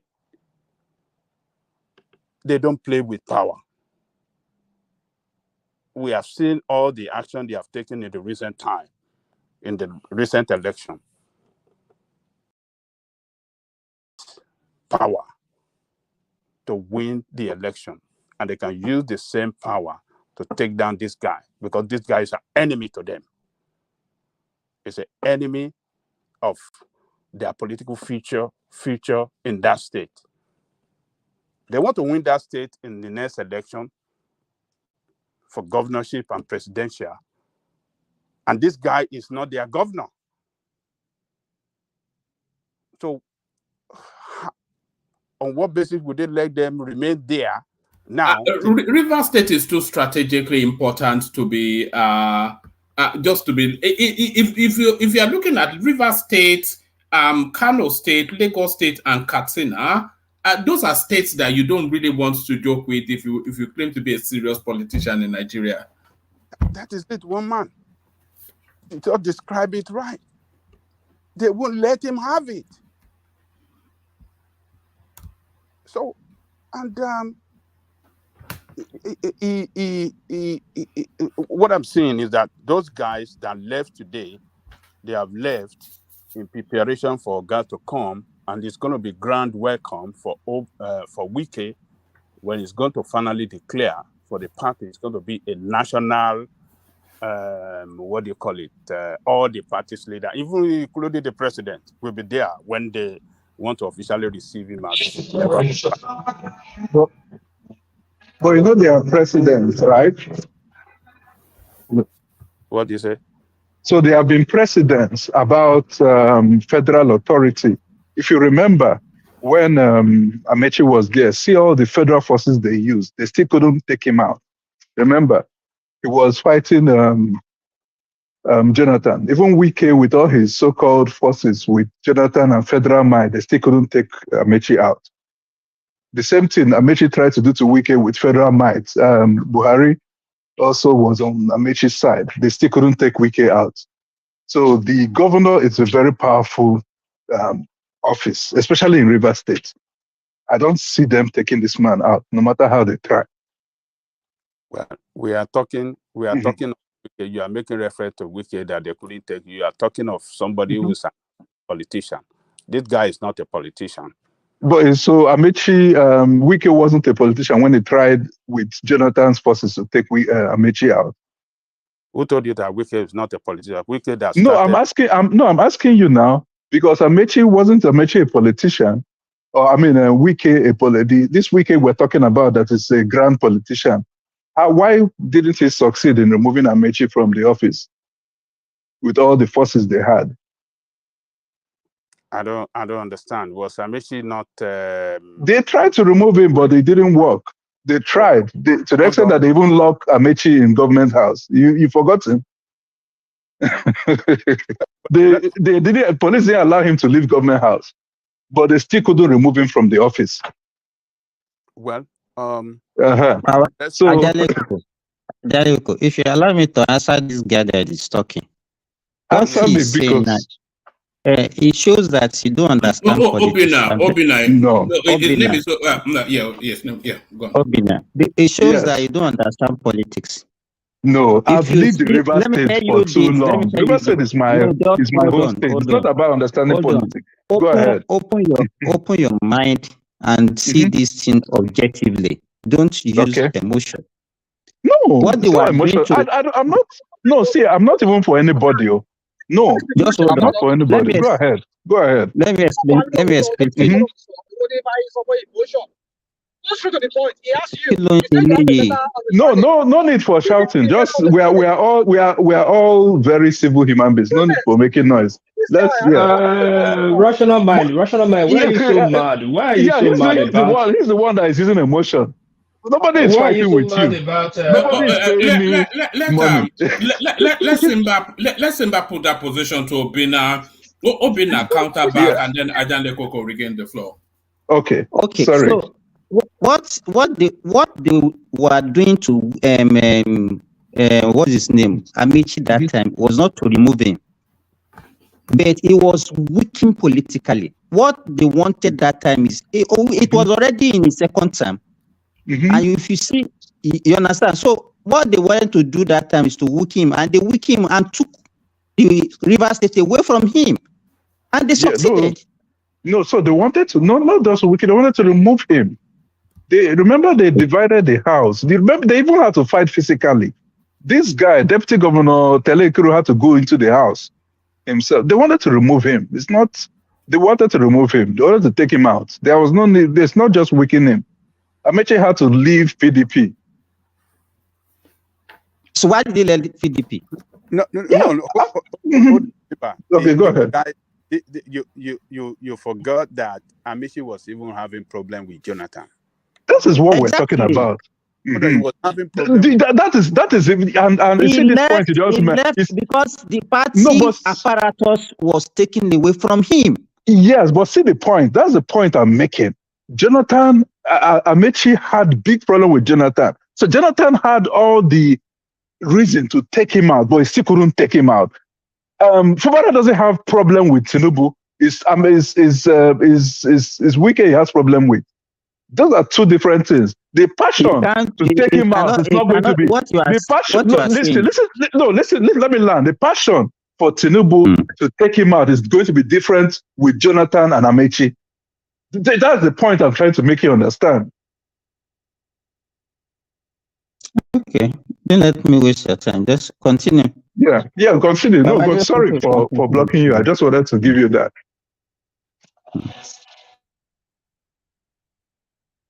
Ajay Koko, go ahead though. No, I think it dropped. Sorry, Ajay Koko, back to you. Well, I think my friend forgot that Amechi was having problem. So the Jonathan, they don't stand with him in this re-election, and APC wipe him out. I mean, what do you call it? Wike now defeated him. So, but in what is playing out now between Fubara, I don't know why you think that the president want to stand with Fubara and want to abandon Wike. How is Fubara important to what electoral value does he have? He doesn't have no electoral value. Person that all the legislators have left. What electoral value does he have? He have no base. He have no structure. Why would the president look at him as important? He's not important. Wike is very close to the president. I don't know if you have watched president, and even recently when he went to deliver his speech, he acknowledged Wike there as my landlord, our landlord of FTC. There was an occasion too that he acknowledged Wike. I mean, when he went to, I can't remember that, he acknowledged Wike 3 times publicly, acknowledging the presence of Wike. So,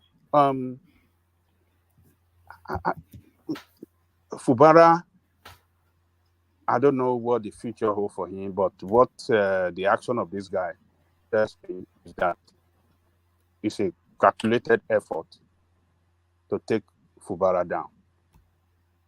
How could they take him down with federal might? Is by by being a member, is by surrendering the structure, the political structure, the winning political structure of Rivers State to APC. And now that has been done. Now APC have accepted them as, I've seen that state now, accepted that state as one of their states, and they want to do everything to make sure that the governor is gone, because the governor is their political enemy now.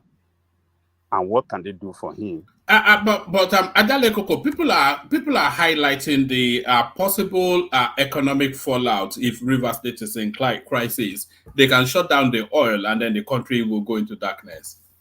Who is going to shut down the oil? The creeks now, the people from the creeks, the Sapele water people. The Sapele water people. Yes. Who have the look? Who have that power, the financial power, this military power, and all the power between the governor and the president? Who have that stronger power. Who controls? No, that power has never been able to control the Creeks. You remember they had to bend the knee to them eventually. Look, Wike have his people at the Creeks too. Whether we like it or not, it's has his people.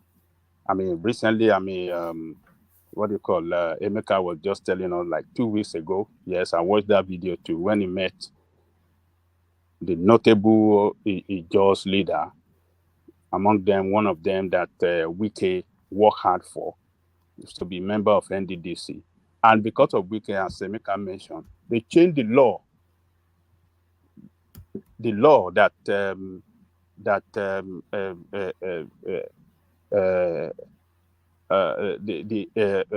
law that manages that NDDC in order to give that guy an executive position. It used to be 1, but now they increase it to 3, and that make it possible for that Wike candidate to be that executive director. So all the leaders were there, and they openly declared their support for Wike at that occasion. They said they are not leaving him, that he has done them right, he has done everything for them. So politically in that state, to be recognized. So Wike have his people. Look, somebody that has been there for so long, that have done so much for so many people, you think they can easily abandon you for a new person? It doesn't work like that in politics. Loyalty and sometimes, friendship, everything is interwoven, and their political future too. You can't live where you've been for a long time to say you want to go to a new place where you don't know how the future is going to hold there. So I don't see any problem from that side. There's not going to be a problem at the Creek. It's the governor that will suffer it if he engineer, and that is further, if he engineer any problem in the Creek, that will further complicate his problem. So he failed completely. That is not the way to play the game. Even all those ones that we saw what happened in Lagos when, what do you call that guy? The former governor, when he was playing in Ambode, they took him out. They took him out. And we saw what the former minister did in Lagos too. That one went to beg. Fashola, during his own problem with Tinubu, he went to beg. He went to Dobale. The king was involved. The Oba Lagos was involved to, talk to Tinubu that leave him. He has backed down. The guy begged. Look, political godfatherism. You that doesn't know anything in politics, that guy in Lagos that they took down, Ambode, was a novice, was an accountant like this guy too. They don't know anything about politics. He's an accountant like the governor of Fubara. Fubara is an accountant, a state accountant general. The same Ambode too back then was the state accountant general when Tinubu took him to come and be governor. So you cannot accept politicians and astute politicians that can wrestle that power with their fellow politicians. But you coming from outside, doesn't know the nitty-gritty of the game, you think it's easy, it is not easy. So that is the mistake that Fubara made. Fubara should have used a window between when that problem started and now to close rank with his boss, use everything that matter to resolve this problem. But rather, is trying to brag about the governor. No. You are governor, but some people Ajale Koko. Yeah.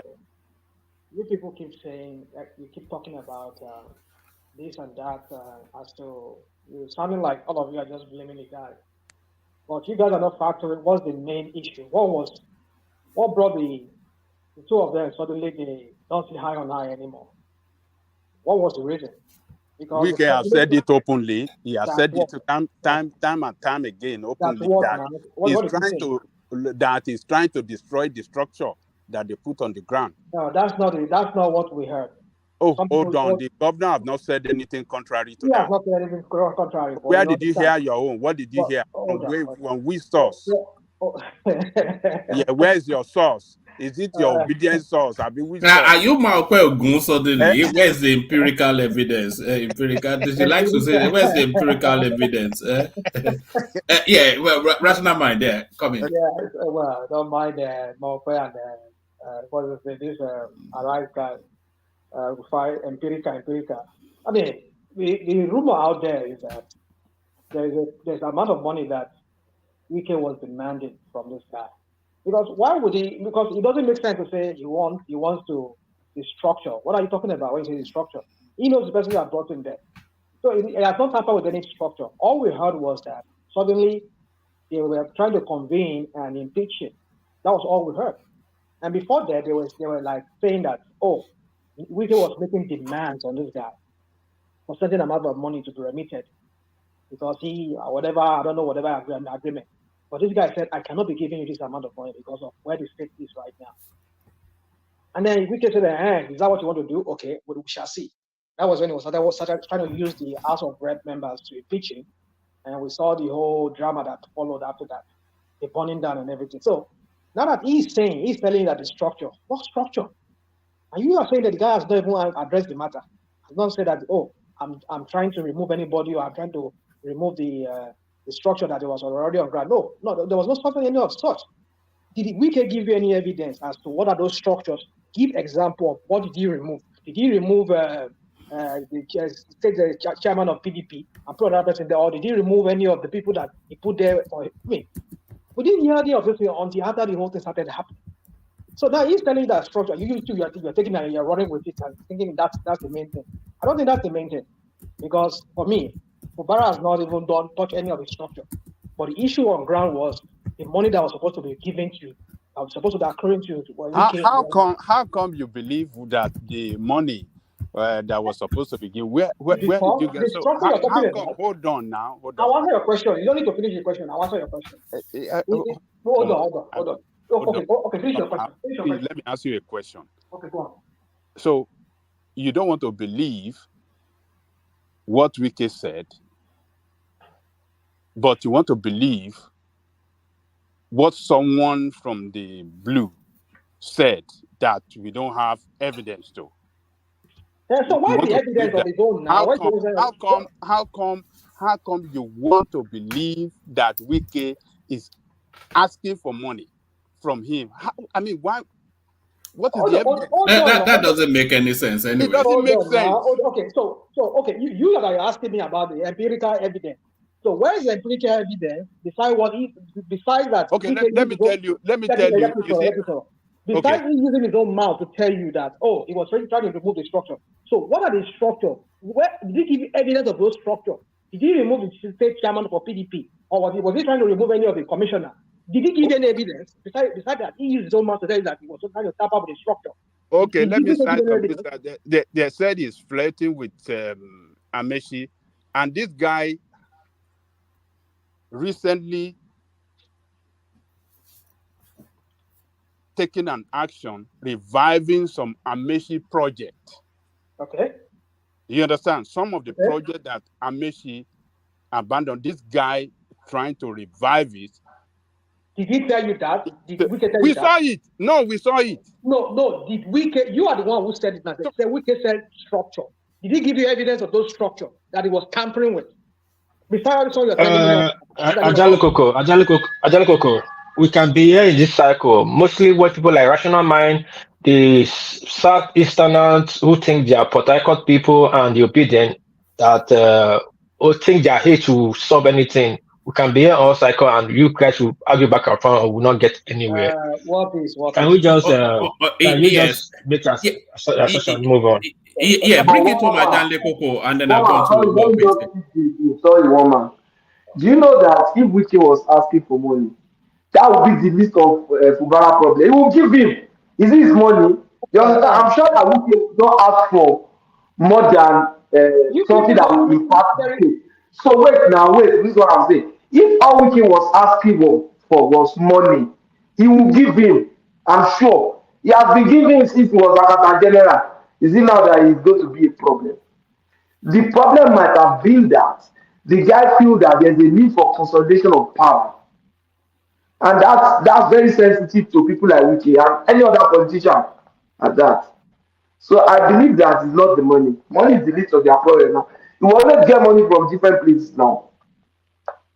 I mean, Wike is in charge of Abuja, so I mean, what And money is now, there? they are doing bumpy. The one man, most of these guys are doing bumpy, big money. Some of them are richer than some states. Bẹ́ẹ̀ ṣe ágì ńgbà yẹn náà ni ẹ̀ tí Ambode náà ni ẹ̀ bẹ́ẹ̀ ṣe ágì náà ni. No, I thought it was a disaster now. I thought it was a disaster now. Sometimes some of you will argue like as if you know what you are even talking about. The Ambode matter, people were saying that, oh, he was tampering with the structure until one will find out that it was some issue about money. About not giving why did you conclude that it was some issue about money? It was power consolidation. It was power consolidation that got rid of, and Fashola moved against him. What consolidation was there? Consolidation was there.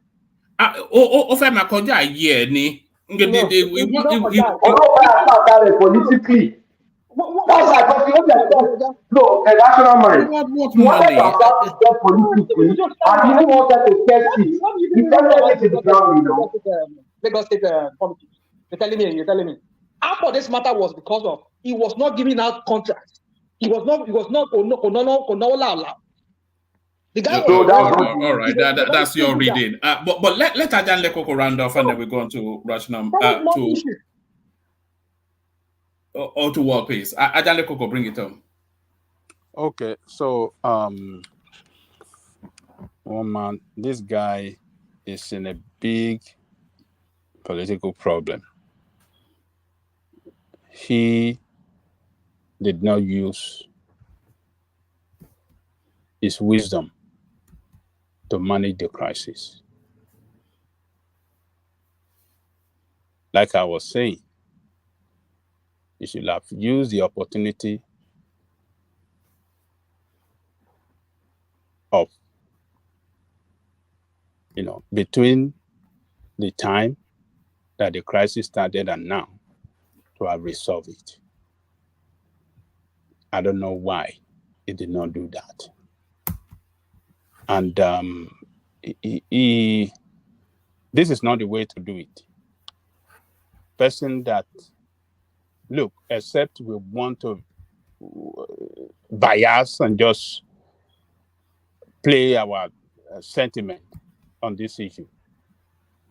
Wike did everything for that guy to be where he is.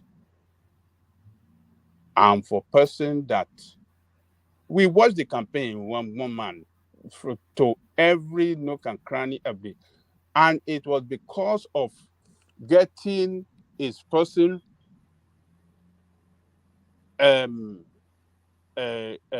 getting his successor elected. That is why Wike was rushing those projects that he was doing that time to show to people that, look, person coming in, they don't know him.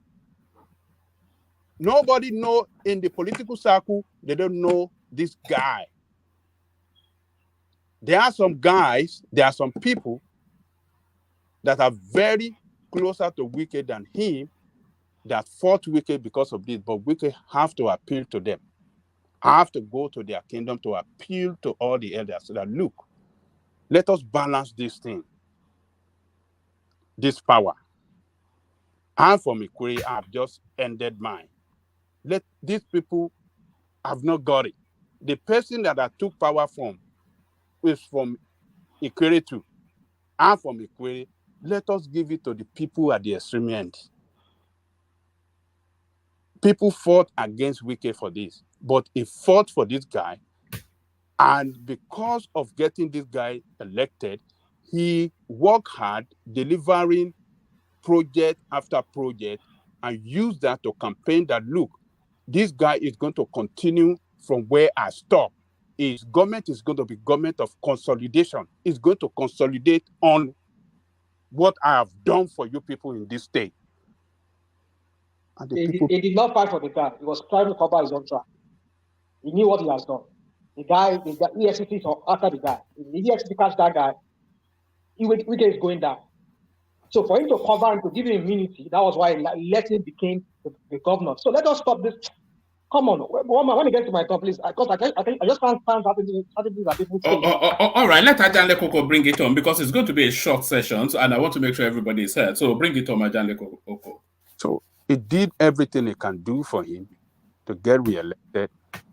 I mean, to get elected, and now you are in power.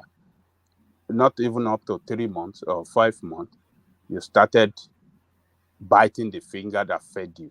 It doesn't work like that in politics, particularly the way politics is in play in our own place. So the federal might is behind Wike. The battle has begun.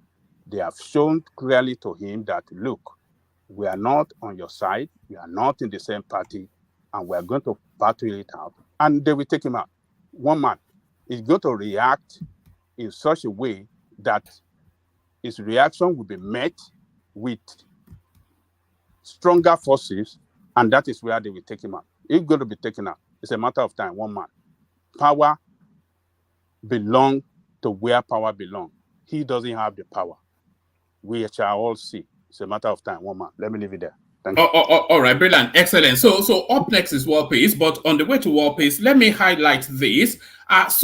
During yesterday's session, we were just talking, and then organically, the idea to do an outreach to people back home, people in difficulties, especially low-end business people, to just parachute funds to them, just as to level them up. So we came up with the idea, and then we put up a GoFundMe. So that is right there on your screen. One man went to more level up outreach, and the idea, it says, hi, we are fundraising to level up 3 or more Nigerian families. The idea is to identify low-income but earning Nigerian families, preferably in some sort of business, who we can parachute funds to take their businesses up a level. So that's the initiative. And we set what I thought was a modest target of £1,000.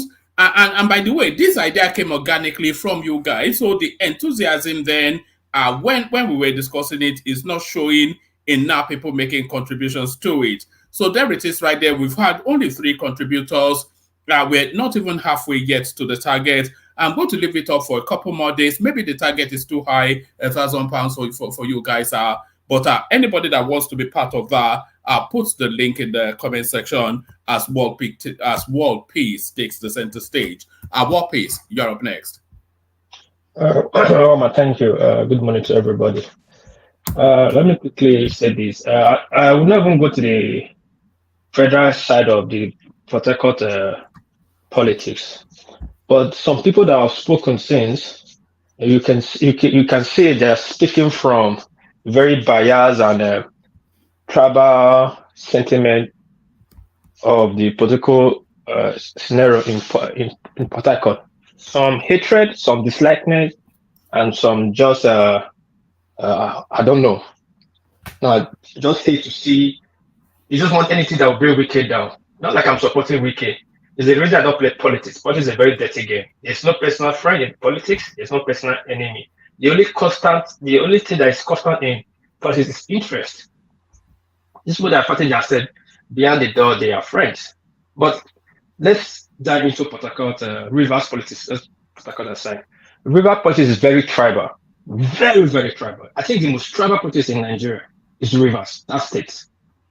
Now, and there's families that control, or let me say tribes that control Rivers. And unfortunately, the community, Fubara'S Impeachment, I don't say it's not Ijoma, but the community of the Ijaw he came from River, is just a minority. He has no say. And in Port Harcourt, the elders decide what they want.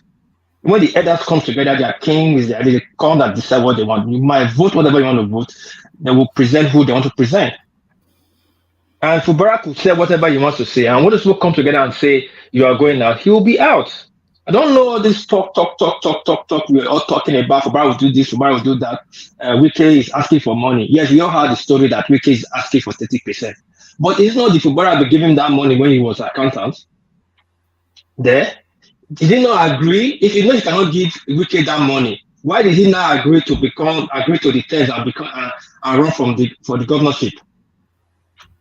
You know, this is just all kind of I don't know what is wrong with we these days. Like we see the truth and there's not like there's truth, there's nothing good going on about this, but we see the truth. Fubara is just an ungrateful human being, just like Wike too. Power. His power, I don't know how to put it, he's too power ambitious. But again, look at this. Fubara showed his hand so too quickly. He won an election. Before he's swearing in, he said he's going to invite Atiku on his swearing in. Did you both forget that Wike was warning him that if he tries, he will show him how he won the election? Wama, did you forget? No. So from that place, you know that guy is up to something. They said on the way to the farm that you know the child that will work on the farm. On the road of the farm, you know the child that will work on the farm. You have never sworn in. You are bringing Atiku in, and when you know these people, they are sworn enemy with Wike, and the battle is still on. They want to remove Wike from by all means necessary to remove Wike for PDP. You are supposed to be with Wike to fight the fight to the finish, because the fight is the struggle that brought you. Do you think the Atiku don't have their own candidates? The American that is in APC that is having into PDP affair, particularly under the guise of Rivers affair. You think he doesn't have his own candidate in PDP and APC? I don't know why people are just talking like this. If America can have double candidates, why can't Wike have two? The last time we checked, America is still APC man and the Rivers man too, interfering in Rivers politics. Nobody, I think Senator might get him this man. Understand, he doesn't like Tinubu. I don't like Tinubu. I don't hate Tinubu. I don't like what's going on in Nigeria. But sometimes not everything we speak to. This matter hasn't gotten to federal. When you get to federal, it will be a different ball game. That's the interest of whoever wants to control Nigerian space. They will do anything to keep whoever they want in power. They'll put it there. And they are screaming that if they move Fubara, there will be bomb blast in the rig. Is it one person that is called Ijaw? Is one person that just swim and go to the creek and destroy pipeline? They say it has divided within seven stands. There are many people with Wike and there are few people with Fubara. The Ijaw people you're talking about, the Ijaws are not just one ethnic group. They have different ethnic group of Ijaw. And the one that is making the noise most, I think the eastern part of the Ijaws, which always see they're always so with hate. I don't like when people just have hate. Why can't you play politics? Just play the way it is. If you win, you win. If you lose, you learn from your mistake and you regroup and start and you go for the next time. Ambode did the same thing. Buhari was with Ambode. But when he saw that the Lagos structure, Tinubu, they are all against Ambode, he backslide. When they want to do the national they want to do state district for during primary Ambode. They announced that they bring the party, they bring the district to Abuja. But Lagos stand their ground. The people they said if they're going to do that, they will not support the presidency. Back down. Same with this. What would Fubara give to Tinubu? What political mind does he have in the South? And that guy is too early to start. Both Fubara and Wike, the fight is too early. I don't even know why they are fighting too early. If Fubara just enter not to 6 months, you are fighting your boss. Your boss, Fubara just enter not to 6 months, you are fighting your boy. It doesn't make sense to me. Like somebody just said, Wike would have calmed down and wait in 4 years' time, or wait 2 years to make his move. Fubara could have calmed down, wait in 3 years' time, like Oshomole waited 4 years, and then he was saying just said location in Uromi. He couldn't say anything. Upper said he could not say anything for the first 4 years. It was the second time before. Same with Oshomole. What would this fight take any of them to? Power. Is it for any of us? People that are starting and nobody's wicked. Is Fubara'S any money for you? Is the money going to come get to you? Man, it's just funny. All these nonsense have to stop. If they are fighting, it's their fight. It's not my fight. It's not your fight. And if you get to national, the national will support whoever they want to support to kill the power. And the way it is, if someone will take Port Harcourt, if you like it or you don't like it, they're going to take Port Harcourt. And this is my younger, this Obina guy was saying that there's a law that it has to be national. And I asked him, when did they specify it has to be national chairman in the division? They said division in the party or division in national in the national party. They didn't say national chairman. And the way it stands, PDP has a split. The other day they did a merger. Is it not the president after a call for a merger? Is that not a anti-party? Is not a division within the party? Article called for a merger, and 2 weeks later or a month later, you saw LP, NPP, all they came for a merger meeting. That's not a split in the party. And 27, no, it can be for 27 out of 32 House of Assembly decamped. Do you think they are stupid with all their money they have, with Wike and with all the resources they have, that they don't consult the book, the best of the best, to tell them their advantages and disadvantages before they discount? If politicians are so stupid in doing society things, but they are not stupid at grabbing power or staying hold of power, they will check every angle that we have found that so they don't make mistakes. They have checked the loopholes and they have seen things that they can use to back up their actions. Take it to court now. If you win the case, there's friction between the party. There is 2 House of Assembly members. The national leader, as a standard article, is there's faction. There's 5 PDP G5 governors. There's faction. So what are we talking about now that these people cannot decamp? They have decamped, and tomorrow, if Fubara'S is not careful, they will impeach him. People don't even understand what is going on. 27 members are just decamped. Tomorrow they will impeach him. Then we'll start having 2 governors in River State. Then you don't declare the state of emergency. The federal government will not come in. Do you think the federal government will we don't have to do governors now. It will just default to the Speaker of the House. Fubara, of course, will go to the Supreme Court, and then we'll have that. Similarly, like we had with Peter Obi when they impeached him. Yeah, that's what I'm trying to say. Yeah, so like what I said to governor, when they impeach him, probably he will resist that he's still there. Port Harcourt, they want to stand. They will not just go down for the fight. Maybe there will be anarchy, there will be chaos. Then federal government step in. There's a case of emergency. Then who do you think, if because of that situation, who do you think federal government will support? When they are looking, they say, what they look for Sokoto? You do Sokoto. They say they want to collect. Now you just give them in the platter of good. They will support the one that is closer to them. They will support the wicked fraction and take the power from you. Then say you go to court. You can be in court for nothing tomorrow. And this guy is not even done yet. You still have a Supreme Court case. I think he just won the appeal and he's going to the Supreme Court. I don't even know what's wrong with these people, man. These are intelligent people, they're educated people. They have all the arsenal, the resources to sit down, have the big brain to sit and calculate, make all this calculation. I don't know what was the rush about this Port Harcourt power grabber or talk show, or who wants to be in charge. And 4 years is still very far. Port Harcourt politics is not decided by the governor or by Wike. It's decided by the traditional rulers, the elite. And the way it stands, the queries and a few others are the majority of that land. They will decide how they want it. And what is going on right now is tribal. Fubara'S is taking to tribal situation, and he will not win it. He's trying to play emotional and tribal game. All the IYC or LWC can say whatever they're going to say. We say the job movement, they are divided already. Majority of them that is not speaking are with Wike. All right. Or Wike fraction. So if we stop all this hate and all this nonsense that we're saying, you just push, because you don't like the man. All right. Thank you.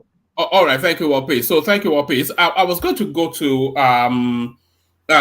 Rational Mind, but I'll go to the Star first, only because he has his camera on. So to encourage that sort of behavior, the Star, you're up next. The Star. Yeah, thank you. I just want to link this to the last speaker just now.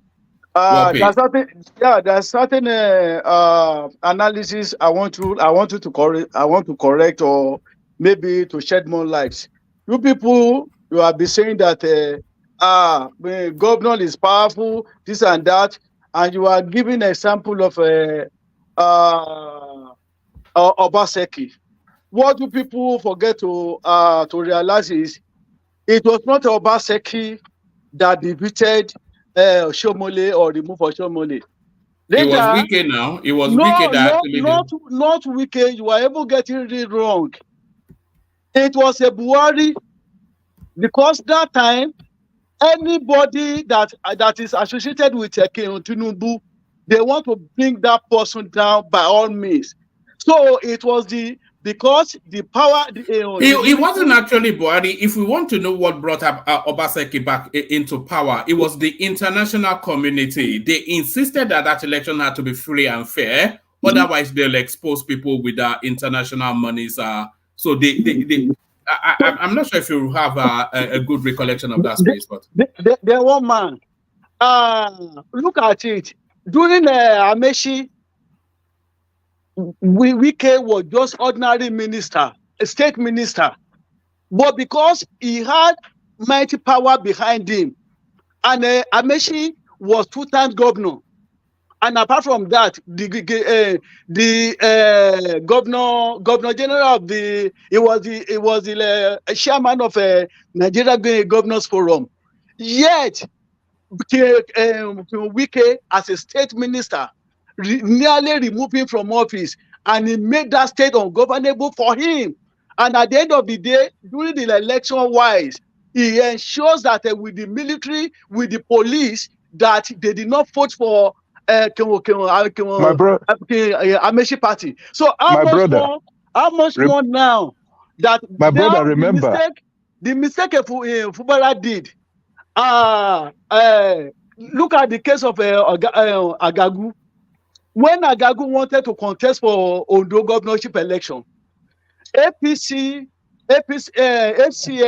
then was the opposition party, and that is the only party that can win election after PDP. But when he analyzed that for him to move to ACN and Governor Obasanjo hated anything that has to do with ACN, in order not to incur the wrath of Obasanjo, he rather than contesting in a popular party, he went to Labour Party to contest. But then because of that, President Obasanjo then looked the other way. If he had come to the enemy party, he would have crushed him as he crushed other people in the opposition party. So the mistake Fubara did, Fubara was hobnobbing with Amechi. Amechi that is a strong enemy of Tinubu, a sitting president, and the master of the game. My brother, remember. Hold on, the Star. I'll take an interjection from Obina. Yes, there's something that you just said now that aligns with the fact when I say a governor is very powerful. The reason I say that is the resources at their disposal.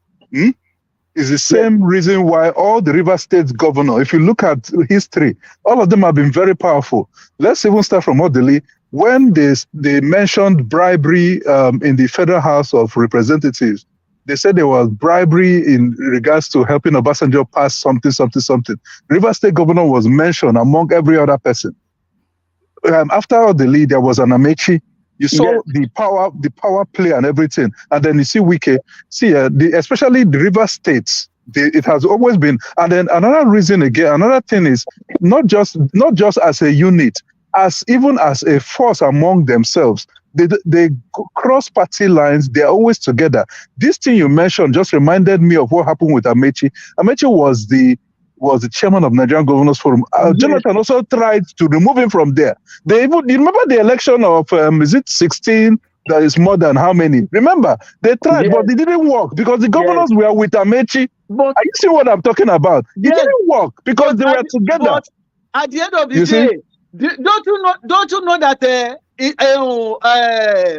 Wike, ordinary state-making minister, with the money that Amechi has, with influence in politics, and the governor of Nigeria Governors Forum. Wike was the one in charge. In fact, he nearly removed. He cannot even for him to even have. But they were using Wike as the. No, they were using Wike as. No, they were using him as the arrowhead. It was the presidency. Not to talk of Fubara that is just a new fact. No, I'm not even arguing that Fubara is powerless. Yes.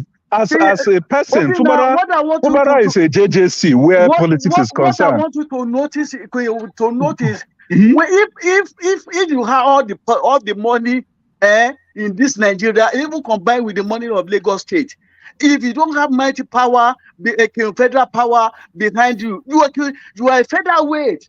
Look at how I see Fubara. Fubara might not have political weight, but he's like a gorilla that has a gun in his hand.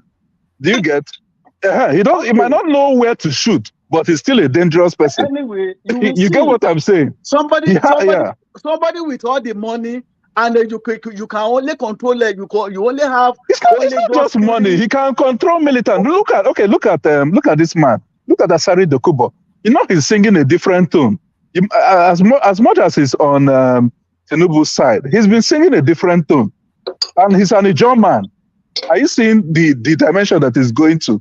So these guys are going to realign, and it's not going to be an easy fight. So the people that are the reason why he's going Amechi's side is because he needs the people that have political wherewithal. He doesn't have it, but he knows he doesn't have it. That's why he's going their way, so that they will give him that political backing that you're talking about that he doesn't have. That's what we're talking about. Okay, let me now even tell you that Port Harcourt politics is not as even as a volatile as a Kano. Kano is even much more. Kano, they are not going to. Kano owner. They won't sit down there and let them take that thing from them. Look at the way they cut Kwankwaso and his guys. Look at the way they cut them to sizes. I'm telling you, go and write it down. But let me tell you that they're not going to try that Supreme Court. I don't think Supreme Court is going to take that governor away, because Kano people, they don't play. They are not like us. No, that Kano governor is gone. No, just be watching. Just be watching, because those Kano people, they don't play. Because not that we're discussing Kano politics, but his political base has moved from him, because Kwakwanso has told him to look forward to 2027 and give it up, and he came into power. Yes, Kwakwanso has abandoned him. That's his only base now. I don't see it anyway. Yes.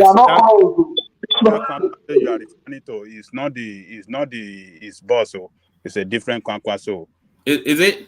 Yeah, it's a different Kwankwaso. It's not Kwankwaso that contested for presidential election. No. Yeah, because that's his base now. I don't think he will get rid of him like that now. That guy is a very strong Kwankwaso man.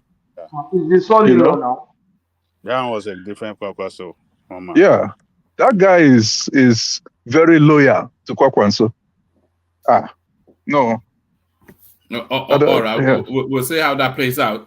Bring it home, the star, and then we're going to anyway, let me leave the grant for others to also contribute. So while we'll also continue to watch how the games unfold. All right, Bilan, excellent. So everybody follow the example of the prime and have your camera on if you can. Rational mind, you don't have your camera on because I know what you look like, and it doesn't make for, it's a traumatic experience if you have your camera on. But let's just hear your voice rather than see you. Rational mind, Yeah, you're right. I'm terrifying. Yeah. Hey, look at that. Yeah. So the bride of Frankenstein. Yep. Carry I on.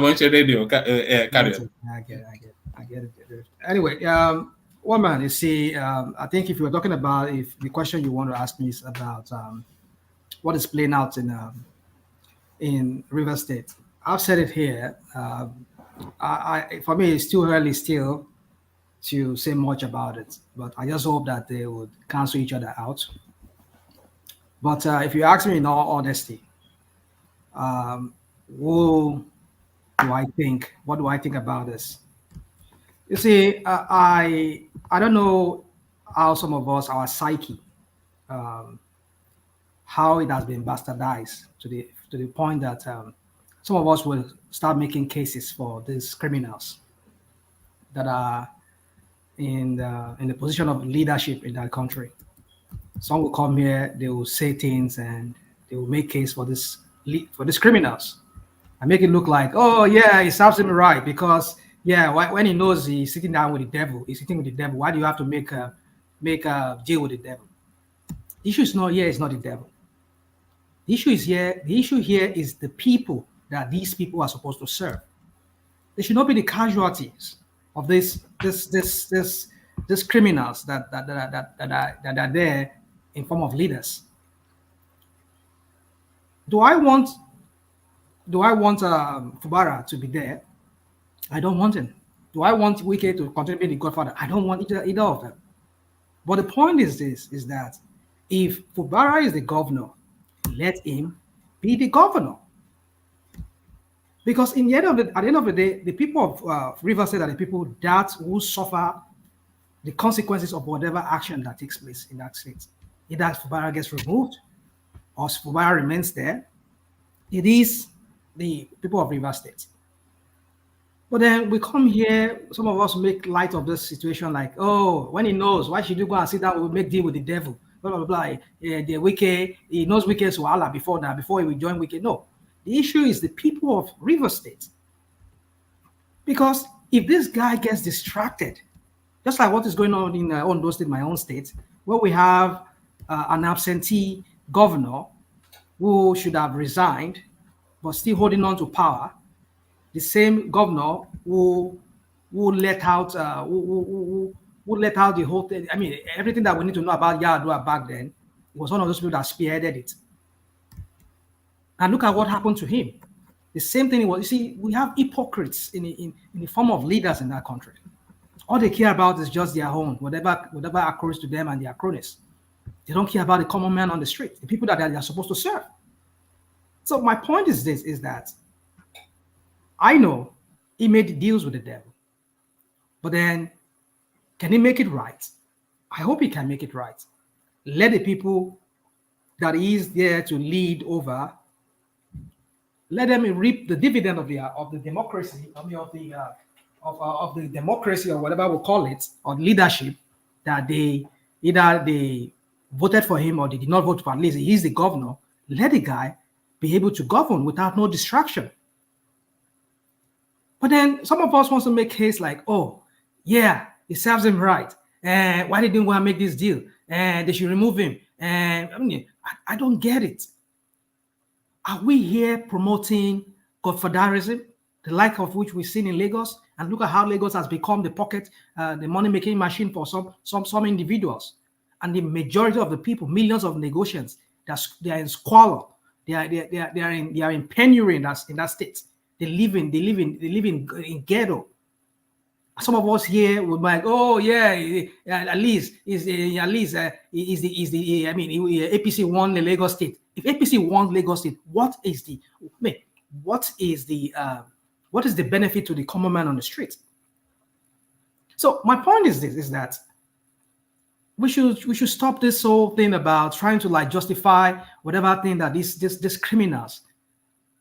I mean, if I make deal with the devil, if I want to play smart, that I know more than the devil, then I'm ready for it. If Fubara says, yeah, I'm going to slug this thing out with this guy to the end, so be it. But what I want is that I don't want him being distracted for doing the governance right.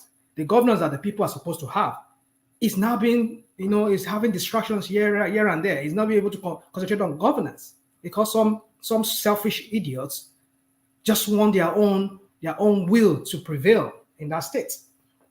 So, one man, for me, we need to sit down and ask ourselves that what has happened to our psyche in that state, in that country, where we now promote abnormalities. We want to make case that for people that we should be cursing out for making the lives of our people back home a living age. Let me not use the word hell because sometimes people say it's too strong a word. I mean, it made the life of our people back home there like a nightmare. Because if you continue distracting this guy, if you can swallow your ego and let the guy rule, let him govern, because the people are the people. These leaders, they don't have they don't go in there because they want to serve us. They want to serve their own political ambition or whatever crap that they aspire to have. So for me, but before I want to go too further, allow me to speak to World Peace. I want to talk to World Peace. World Peace, tonight, I did not really come for you, but it's like you want us to turn this session to ourselves. If I confront somebody and I say to somebody here that why do you have to always go on the tangent of always wants to play this? Oh, you're always emotional. You said somebody was wrong. You have a better way, or you have a better understanding of what happened. Why don't you just go straight to the point? But you want to always tackle people whenever people bring up or raises. You see, you need to understand something, World Peace. We are all here to make our contribution. If you make your contribution, it's your view. If I make my contribution, it's my view. But I'm trying to attack my own view or making me look like, oh, why do you always no? If I challenge people, it's because I believe whatever view they have, we need to see high on that, and we need to tackle it and get them straight on that. If I'm wrong, I'm wrong. But the point I was making to Simba was that why do you always have to start with, oh, you're always emotional? Don't you have another vocabulary in the dictionary? Or so you have to say somebody's always somebody is always emotional. You go straight to the point. If you say, okay, what you are saying is not so. This is what happened. But rather than saying, that was what I was about saying to this guy. You are here telling me that why do I have to always? Come on, World Peace. Come on. I don't know you. Rational mind. Sorry, I'm not trying to attack your personality. And if you didn't listen what I talked very fast, probably didn't listen to what I was telling you. I was just simply telling you should not always fall in the trap that people set for you. If you have to speak to a subject, even though you don't like the person, everybody know your point, your stand. Go to the point and just make your point. Like, do I do it? I just say it, even though you like it or not. But don't always make it look like you are anything concerning APC or Tinubu or who you don't like, people can read your hands. That's what I was just trying to tell you. Just make your point, forget emotional, just make your point, forget about it. I've not mentioned APC. I said, why do you always have to say people are emotional? Why don't you just go straight to the point? I was saying that when you started, you see, we need to, sometimes all of us need to calm down and listen to other people. When they land there, you can skin them. If I said APC now, you can say, okay, why do you have to make it? I don't even mention any APC. I just say, why do you have to always go on the tangent of having to say people are always emotional? Don't you have another thing to say? That was what I was about saying before. Okay, let's just leave that. So, one man, for me, talking about this issue of APC, what's it called? A lot have been said. I just want to pick on each one of them, but I don't know if I will have the time. There's a context to everything. We can talk about, the Celestial Omeya and Amechi Wala then until he became the governor, and how later he has started having to face the context difference in this matter. Because the kind of beast that Fubara is dealing with is different from the kind of beast that, what's his name? Former governor Chibike Amechi is different from the kind of beast that he dealt with. In the sense that Fubara has, there are about 24 lawmakers who have decamped to APC. That in itself is a threat to that guy already. I just hope he survives it. But the question now is this: why can't he go to court and seek redress and ask the court to stop you? At least Wike did it now. I mean, PDP could have kicked Wike out of PDP, but he went and get a restraining order against them or whatever a court injunction to restrain them from doing that. Why can't Fubara do the same thing? I don't know. Maybe that's what I don't know what it's going to do tomorrow and then a few hours from now. But it is looking like they're going to impeach this guy, and that is not right. It is not right. However, that guy came in, it is not right. Because what I'm saying is not right because when we allow these people to be so powerful, individuals will be more powerful than the institution. And they even control this institution to their own caprices or whatever they call it, to their own women caprices. Then it tells us that we are doomed in that country. We're not running a democracy. This deifying of people in the person that is sitting there in Aso Rock there, or whatever person he is, or Wike or whoever, it is costing us our lifetime in that country. We spent 80 years of boo-boo. We wasted 80 years of our life with boo-boo. Nothing to show for it. Rational mind. Do you know what a Faustian pact is? A Faustian pact. Yeah, what does that mean? God. It is a deal with the devil. Wow. They call that a Faustian pact. So why? So what Fubara has is a Faustian pact, and you say it's an accountant, which tells us that he's a highly educated man. You said that he was the accountant general of Rivers State under Wike's tenure, which tells you that he's an experienced man. So Wike sat him down and said, "Look, I will make you governor, but this will be how you will administer, and these are the terms and conditions." And then he signed on the dotted line a Faustian pact. If you sign a deal with the devil, you don't get to back out. Where's the signature they signed? That's the thing. No, metaphorically speaking. Metaphorically, okay. Well, man, but then let me just remind me of something now. That some people will say, "Oh, he went and he pleaded with these people, he pleaded with that people, he pleaded with those people, so that they could allow Fubara, so that Fubara will be his candidate." No, it's because he wants to, because he knows that he has put Fubara in deep S, and he knows that if this guy goes down, it's going down with him too. They go both, because at that time he knew that, oh, this election can play either way. I don't know, maybe PDP, maybe somebody might win it, APC might lose it, I might not even get what I want from APC. I mean, if the best thing for him is just to give him immunity. If he becomes the governor, he has immunity for another next 8 years. It's guaranteed. That's what he was thinking, and that means that he himself is covered, because if they can't probe him, who was the accountant general for him, who was doing the dirty job for him, and then they will not be able to probe him too. But then he did all of this for his own selfishness, not because he wanted an Ijaw man to be there, because it was an Ijaw man. Other minority they were complaining that no, it's not your people's turn, it's our turn, it's our Ogoni people's turn, or other people's turn. It's because there were some deals that they did that this guy knew about, and EFCC already were on this guy's neck, and this guy is let to go to be on. Rational, can I ask you a question? Go on, please. For the past 8 years, can you tell me how many governors have gone to jail for corruption?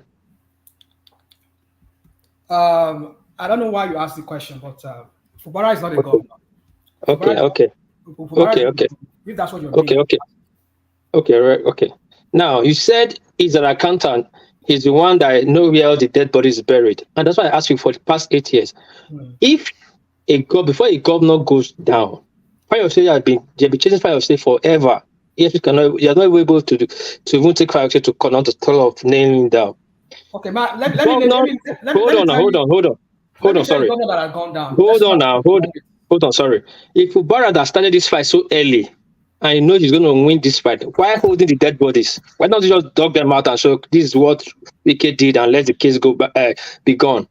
And if any EFCC is coming for Wike, I guarantee you, Wike and the rest governor, none of them will go to jail. Fubara will go to jail. He's the accountant. Okay, all right. Wike is not the auditor. It's not that the accountant, not the house of that approve the money. Like people don't understand structure of government in this country. Okay, we don't. Okay, sorry. Maybe we don't. All right, but then I want to give you a list of governors that's gone. Daria has gone down. The one on Adamawa State governor has gone down. For the past 8 years, I said. Hold on. I don't. No. You will not limit me Past to any. 8 years, I ask you. You will not limit me to any. All right, let's not get stuck in that funk. But carry on, rational mind, and then from you we go on to Simba. You cannot. There's no way you can predict the future. Anything can happen.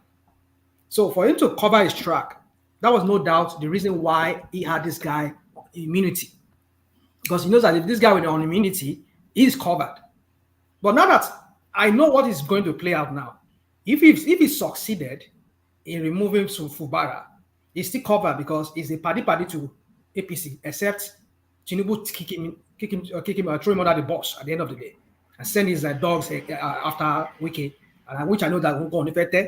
Tinubu himself, he doesn't want to bite the finger that helped him, or whatever how they say it, because he knows that Wike has done some dirty job for him too. With the last election, this election, judiciary, we heard about what he did through Odili's wife and whatever he did, because we know how he's so close to some of these justices in the Nigerian justice system.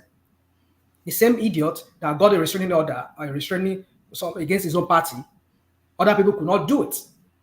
Even I'm yet to see Fubara, because Fubara should be able to get seek redress from the courts, and the courts be able to stop these people from even trying to impeach him, because this is we should not allow this kind of things to play out in Nigeria. However it happens, fine. He may deal with the devil, but the point is that he is the governor. We need to make him understand that our institution should be stronger, and our institution here will be our justice system, should be able to prevent things like this from happening. Because when powerful men like this, they can remove governors and put in governors and have their way, then it means we are doomed in that country. Oma, let me leave it at that. All right, brilliant, excellent, delightful submission by Rational Mind. So from Rational Mind, let's go on to Simba, who hopefully is still there. Simba, are you there? Are you still there? Simba de Selo. Simba de Selo. Simba de Selo. Oh, let's go to Charles next. Charlie boy. Charles Baba.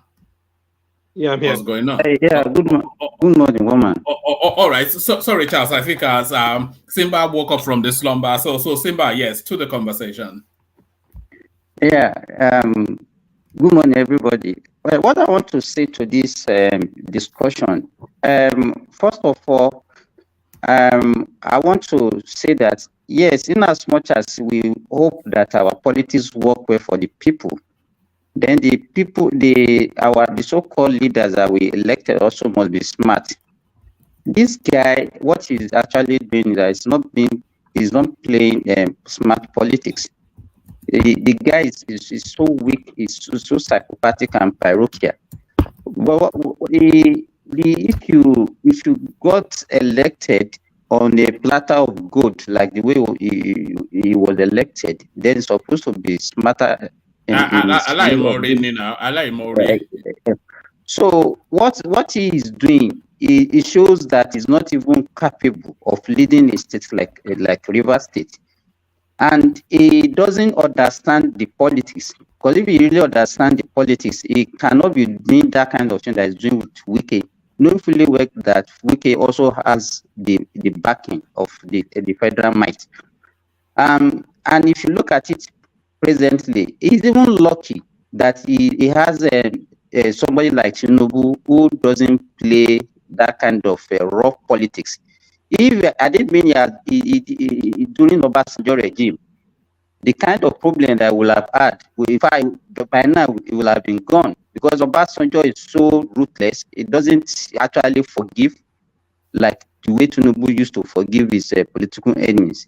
So to me, he's playing a very bad politics, and if care is not taken, he is going to pay dearly for it.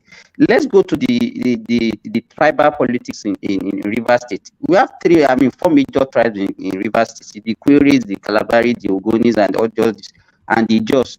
But if you look at it now, what they are doing presently, look at that guy that they gave the director, one of the directors general in NDDC.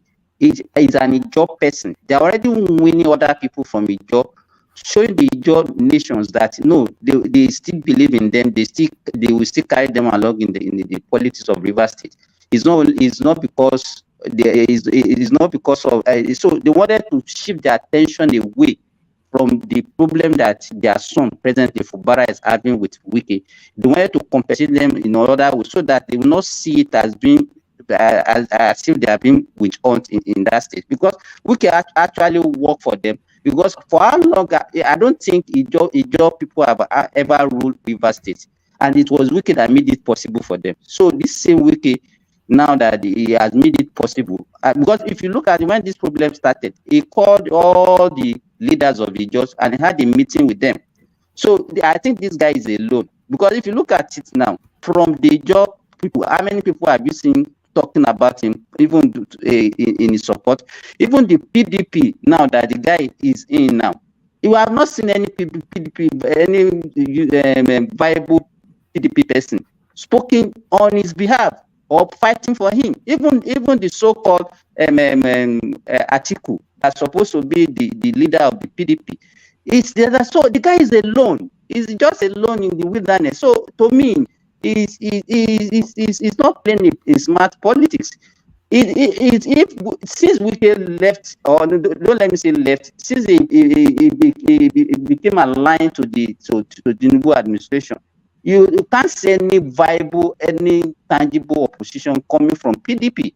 Everybody has remained silent. Where are the governors, other governors in PDP? What are they saying about this? Is it getting any support from anybody? The answer is no. So in as much as, okay, we want to eliminate godfatherism in our politics, but we have to speak the truth. There is no way, even in the world, even in the developed world, there are still some people behind the scene that are controlling the power that be. Even in the United States, in every country. So we can't just whisk that one away. We can't just say, okay, no, our own situation is going to be different. So to me, the guy is good. And then if you look at it presently, if you look at the strategies of APC, they are already planning for the next election, and the other opposition party they are sleeping. The choice of Ganduje by APC, by Tinubu as APC chairman, is not by mistake. They are master strategies. Some people might not like that way, the word I'm using, because they don't like it. But that is what is happening. We have to speak the truth. The other opposition are sleeping. Where is the opposition? Where is this guy getting his support from? He's just alone. And do you care for the opposition? Do you really care? Or you're just saying because you want to say it? Do you really care about the opposition? I don't know. Let me just finish what I'm saying. so where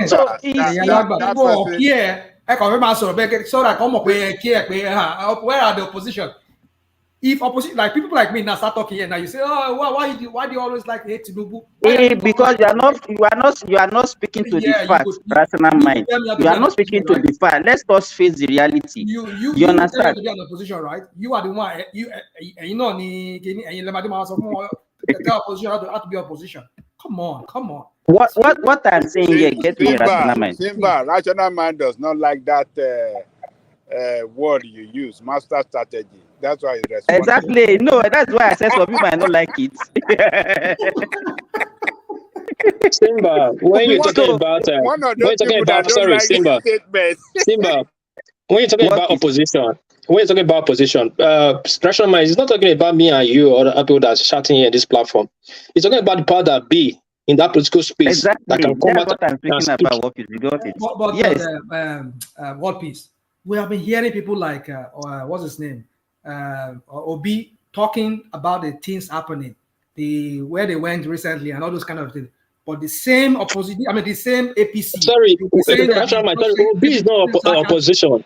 Obi is not an opposition. It's not what is it? No, it's not. Okay, let me give you a simple scenario. When Obaseki situation was going on, you will see governors, both APC and PDP, that were supporting Obaseki, that were speaking in that space.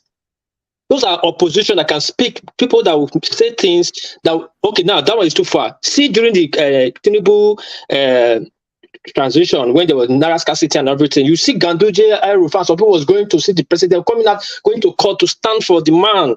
Let's take that as opposition. Those are the people that have the power that be in that position that can speak. Who is there now speaking for Fubara How many times have you seen about 4 governors from PDP have come out like, no, this cannot happen? Or you see the power brokers, ambassadors coming out and say, no, this cannot be. Or Jonathan coming out. Such people are not there yet. Probably they'll be there next week or next 2 weeks. But for now, nothing. Simba, please continue. Sorry for taking your time. Okay, so you are right. So that is what I can see now. The guy is just alone. And then when some people are now talking about they are going to shut down the creek and they are going to, nothing will happen in that space. Nothing will happen. Who are the people that is going to shut down the creek? The Jaws, they will not do that because they are not the only tribe and they are not the majority tribe in Rivers State. So what for that one, everybody should just forget it. It's just the wishful thinking of some opposition that is saying, okay, if they do this, this is going to be the consequence. Who is Fubara?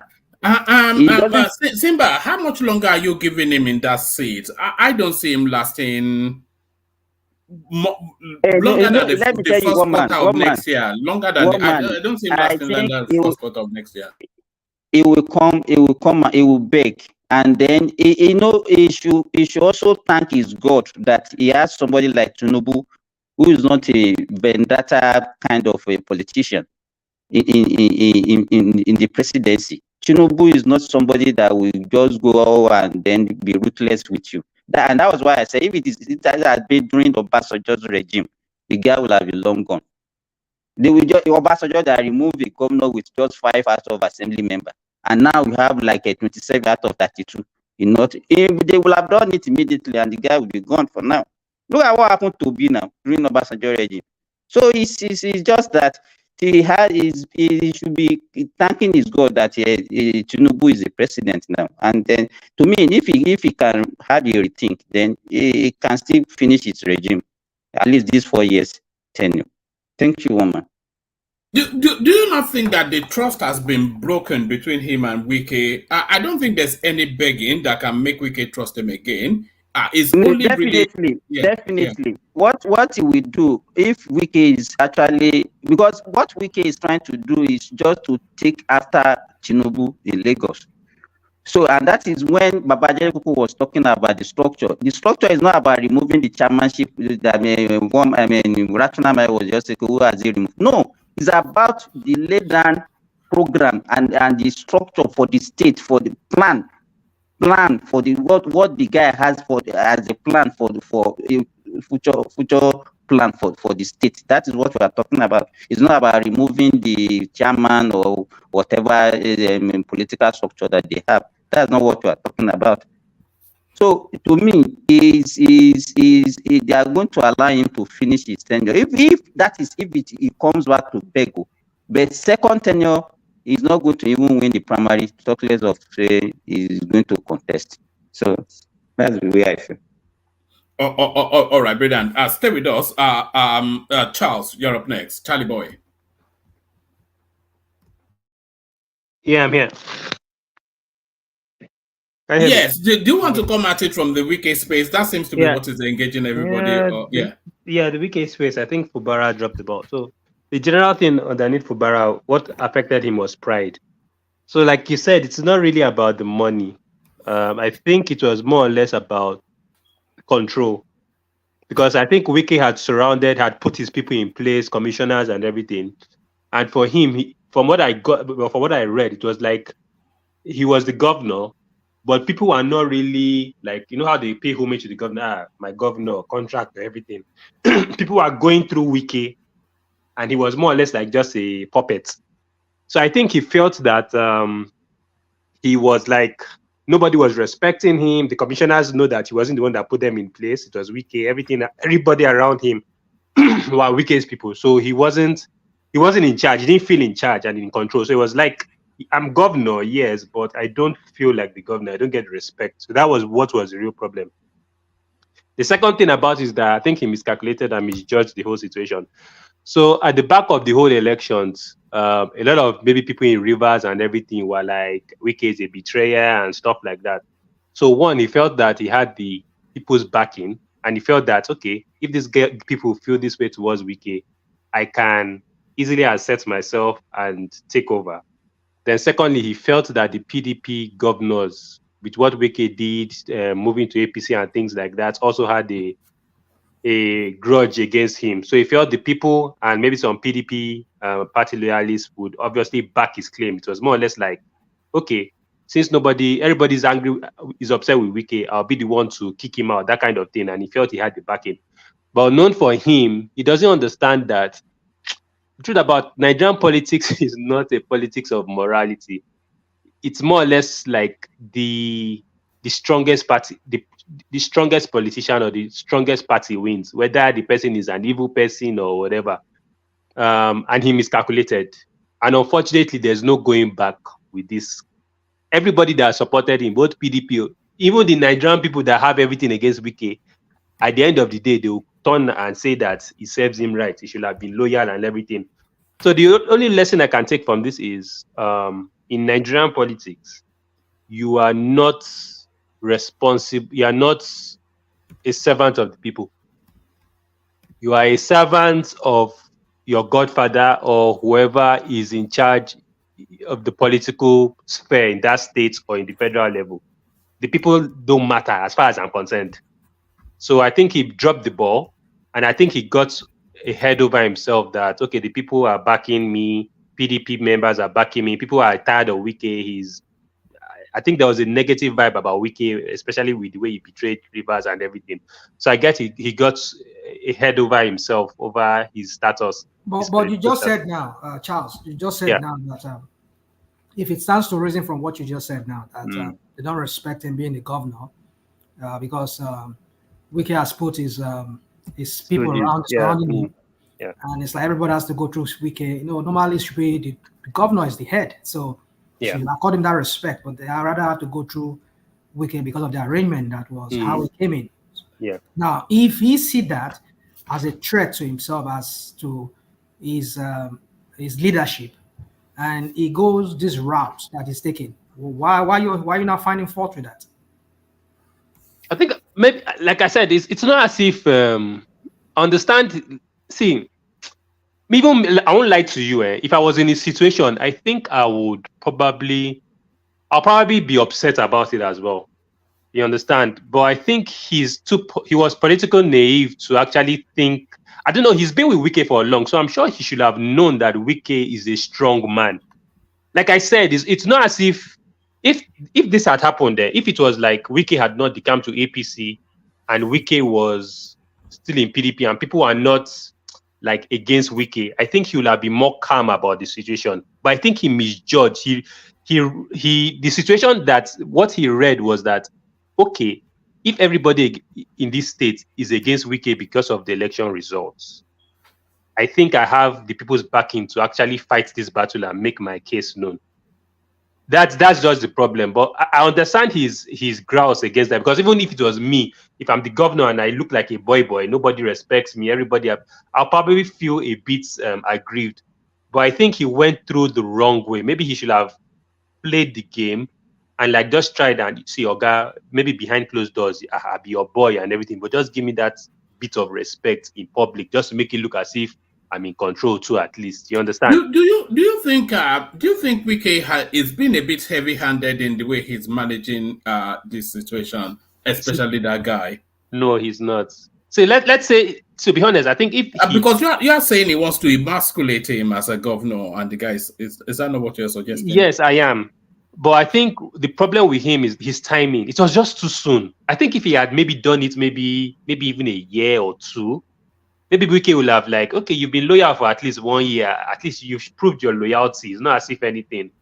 But I think after how many months, and you just turn coat like that, I think it was too soon. No, I think he just didn't. He doesn't know how to play the politics at all. I'll be honest about it. I think it was pride. It was pride talking, and I think he just felt that because he had the people's backing who didn't like Wike, and PDP too, the party he's on, that didn't really faulted Wike for what he was doing with APC. I think he just got a head over himself that I have the people, I have PDP as my party, and I can do whatever. Wrestle control from Wike. That's the problem. That's where he got it wrong. But honestly speaking, if I was in Wike's shoes, I think see, it's a tough one. I would not let him slide. To be honest, I'll want to assert myself that so that nobody tries it, because if you actually let it go, I think he would actually lose control of that state. So really, I think Fubara'S days are numbered. He just has to go, and by doing that, it will teach any other person. It doesn't even strike me. It doesn't have the panache. It doesn't have the carriage of a governor of Fubara. It looks too much like a boy, doesn't it? Although Sanwo-Olu looks like a boy too. No, let me not lie. I think Wike. Let me not lie. This is what's going to happen. Wike has learned from this.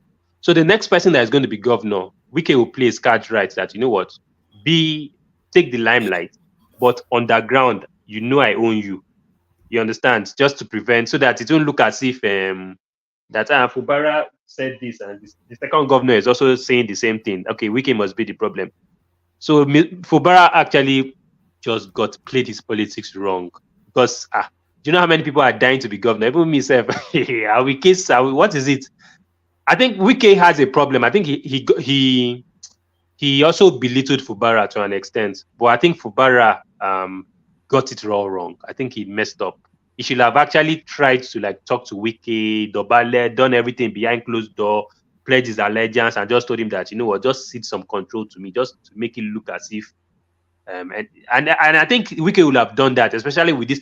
All he needed to do was to wait for Wike to get too involved in this ministerial position and feel all powerful, and he will just look at Rivers State as, you know what, that's just my pet privilege, because I'm quite busy with Charles. Yeah. So whatever happened to that outrage that people felt during Obaseki time, when a chairman of a party was trying to take down a governor of his own party before, that's Obaseki, in the person of Obaseki, before he had to defect to PDP. So whatever happened to that outrage that people then, the whole media was at buzz and everything then. And in fact, internationally, something was blowing up that some people, APC was trying to remove their governor and they were trying to impose somebody else and all of that. So what happened? Why are we not seeing that outrage?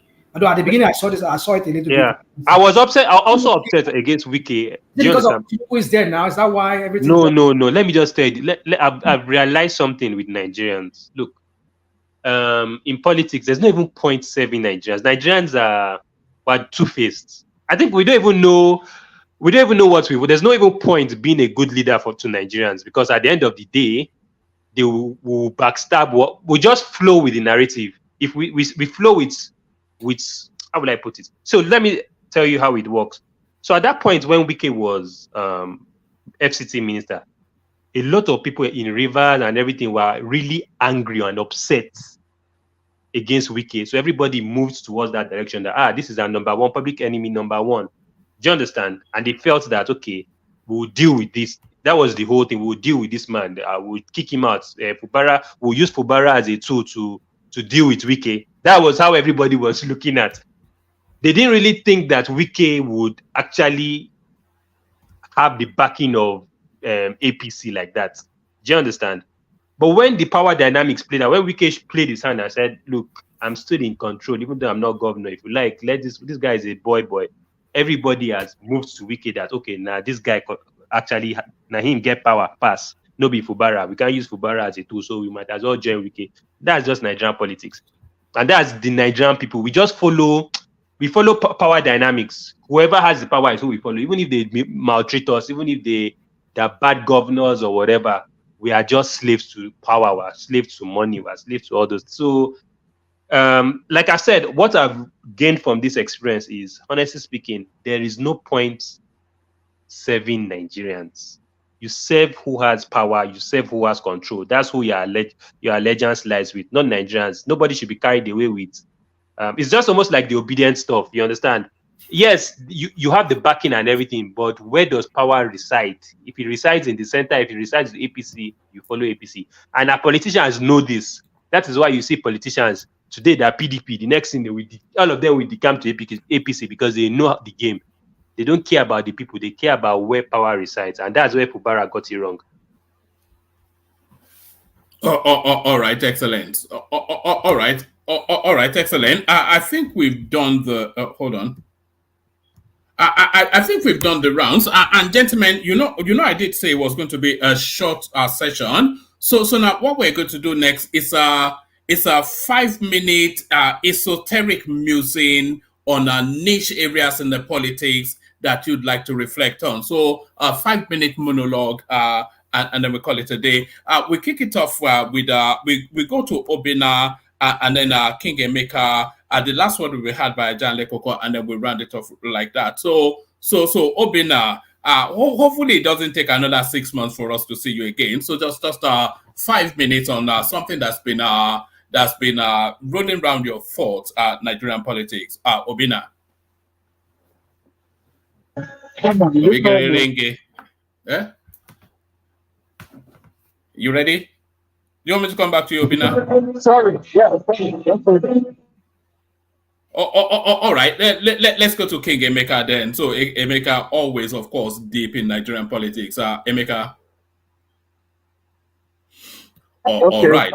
Yeah, can you hear me now? Yeah, we can. Yeah, so just a 5-minute monologue, whatever topic, political ideally, but however it takes you, just a 5-minute monologue from you. So, okay, any topic at all?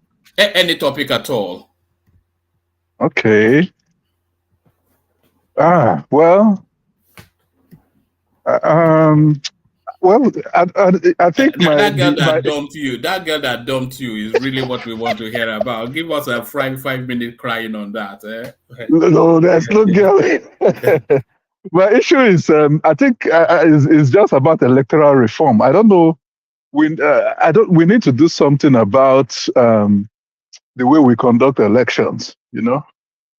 Going forward, we need to do something about it. Even the 2 or the 3 Cuba elections that just happened now, all of them had issues. As much as maybe they didn't complain so much in Bayelsa, but they all had issues. And normally I would think that the INEC normally gets it right when they do off cycle because it requires less resources to deploy. But it was one of the worst elections ever, worse than any other election, even the one that brought in this government, So I think we need to go back and draw out rules regarding how we conduct elections, and maybe take away the way we appoint INEC chairman, and away from politicians, kind of maybe leave it to the judges or something like that,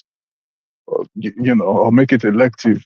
But we need to do something, about the way we conduct election. We want, by the time they declare a winner, you will not, the person who lost knows that the person lost. There's no need going to court. But now, after every election that happens, we are guessing, okay, this person won. Oh, it might be this person that won. It might be that person that won. It's not supposed to be like that. We're supposed to know, even if it's not the person we want. But if it will be so clear that it will be a disgrace for you to go to court. When Obaseki finished, when he won his second election, the guy that he contested with I think he went to court, but he didn't go to court as a result of, the election was bad. He went to court to try to disqualify him, Obaseki, because if he did that, he's the person that is the runner-up. So you understand. So if we need to get to a situation where the person that lost, we will just keep quiet and quietly go home.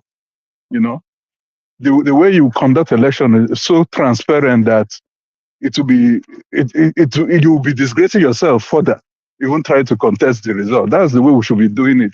It's not supposed to be difficult conducting election. That's my issue is because we're supposed to use it, especially these elections that just happened, especially 2023. It's supposed to be we're supposed to be using it as a reference point. Like, we don't know the exact figures that happened, to be frank. Yes, Supreme Court has ruled. Everybody, by virtue of the law, it is what it is. But in reality, we don't know what figures went to where. That's because it's those figures that statisticians use, to analyze, okay, next election is coming. Last time, this was what happened. But really, this is not what happened, We need to get to a point where is either we remove it from humans, maybe use electronic voting, where, the way that maybe hand it over to banks or something, but we need a system that will remove human beings from the calculation, That's my issue. And that's the thing that worries me is we need a situation where you campaign, you do all the work, and then if all the efforts you make, you would get the rewards for it. Not, you do it and then you don't know how it's going to turn out. And even if it turns out right, then maybe some 3-man panel will come and take you out of that thing, maybe due to one technicality or the other. So again, the reforms would include resolving pre-election matters before the election even starts. That's the first thing. Any pre-election matter, whether it's qualification, disqualification, even INEC should have the ability to disqualify. It shouldn't be the court. INEC is not just an admin body. It's charged with screening. In fact, the screening happens from the political party, to be frank. The screening happens from the political party, and that's what happened with Obaseki. Remember, they screened him out, even whether it's illegal or legal. But if the political parties are doing their work, they will reduce the number of candidates that come to INEC. Then INEC can further trim them down based on, you're not qualified, or, the party didn't do their work. We've discovered this. Because there is provision for when you submit your form to INEC, INEC publishes your name and gives the public ample opportunity to scrutinize you. So what is that for? Is it not to submit a petition and say, look, this person says he attended Akpo Grammar School, but the person did not. And then based on that, the INEC investigates, and if they find out, then they were able to exclude the person from contesting. So we need to be able to sort those things out even before the election. Then once election is happening, we know that we're dealing with only election matters. And then after election has happened, the way that you conduct it will be so transparent that people don't even need to challenge it. But even the few that challenges it, you still need to resolve it before you swear them in. Because you can't take a sitting president to court. To be frank with you, the president doesn't even have a choice, because the president you're taking to court has presidential power. First of all, there's even an issue of immunity. One. Secondly, he has presidential power. By virtue of his position, the authority of state will protect him, whether he likes it or not. It's kind of the situation, even in developed countries. So you can't give someone the presidential power and still be challenging the presidential power. You need to resolve that even before, and that applies to all other offices, before they even come in. So once you come in, you're settled down, your position is settled, you're not fighting anybody, no distraction, and you're not even scared whether, okay, if you do this to this person, they might attack you in court, or they will wait for you in court. No, your position is settled. Then you now concentrate on governance. So we need to deal with this election. My issue is election matter in Nigeria. We need to deal with it, All right, Bidan, excellent. So that's the majestic Obina, of course. So Obina, don't make it 6 months again before we hear from you. No, I won't. So that your fans will not be harassing me on Instagram that what did you do to him? So that's Obina, of course, not a stranger to this platform. So thank you, Obina. Thank you, man. So what piece? You're up next. So just 5 minutes, as you will. Whatever topic, just have at it. What piece? Yeah, thank you. Well, I don't really have much to say other than Akpabio celebrating 61 birthday, 61 years old birthday in the stadium. Yeah, what's that all about? It's unbelievable the way these people are. They seem to live in a world of their own. They don't know what's going on in the country today. Or what's all this nonsense? I don't understand. I don't know. People don't talk to them. People are crying. There's no money. Yesterday, you're saying there's no food, right? You have to bring food to the system. The dollar is going up. The countries are stable. And you are celebrating birthday in a stadium. Everybody's there. I don't understand. I think this is our position. They don't have our interest. Rather, we're supposed to focus on talking to our assembly leader, try to caution him. We're talking about Fubara and Wike. What's our business about Fubara and Wike? That's our local politics. Well, one man, I don't really have much to say. I'm eating now. We can go to the next person. Thank you for today. I can hear you eating. But what please? I'll call you later. That guy you said you wanted to bring on, a legend or something. Yeah. I want to talk to you about him, but I'll call you offline.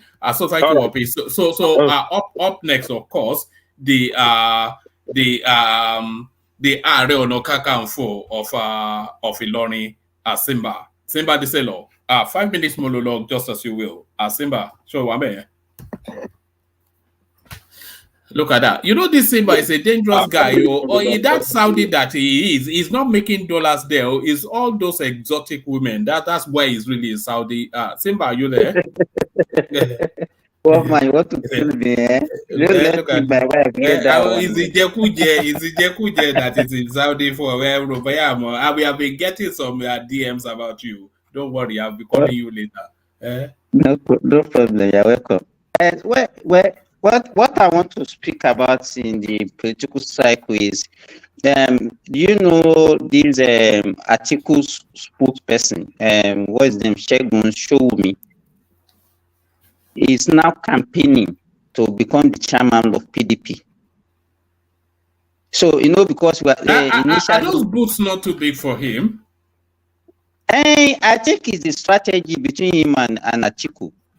Atiku wanted to use him, so by the time he becomes and he's his sponsor, by the time he becomes the chairman of the party, that means that the presidential candidate can come from the north. So that is the strategy that they wanted to use. And the guy is campaigning seriously now. The only thing that is giving him problem now is he doesn't understand where Wike belongs, whether he will decamp to APC or he will still remain in PDP. Because let me tell you, everybody feared that Wike. And you know, in the last few years, Wike has been the backbone of PDP. Nobody else. Even the so-called Oyo State governor, when last did you hear anything from Oyo State governor? That guy is just a useless guy. He's just there, doing nothing. It's not all of them that are just doing follow. Even when the 5 governors that are the rebels that time, it was Wike that was leading everything. The other 4 did not have voice. And immediately APC captured Wike, you can see that PDP became silent. Nothing is coming from the PDP. So now the question that we're asking whether Atiku is going to contest in 2027 or not is that guy is only dead, or maybe if he has a very serious illness that can prevent him from contesting again in 2027. So, but the only issue now is he going to remain in PDP because the other governors in PDP are not giving him support now?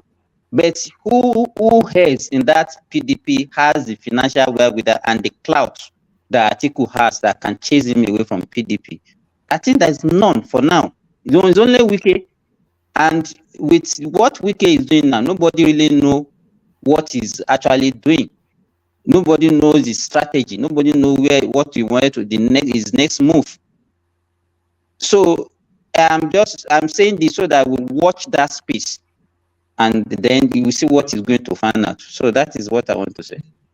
All right, brilliant, excellent. Segun Showumi. Don't worry. I'm actually. Let me not say just yet, but there might well be a surprise coming soon. Hopefully, it works out that way. But thank you, Simba. So thank you, Simba. Let's go on from Simba then to let's go to King Emeka, who hopefully is still with us. Mekus. All right. I think Sleep has gotten hold of Emeka. Let's go to Rational Mind. Rational Mind, you're up next. Yeah, sorry.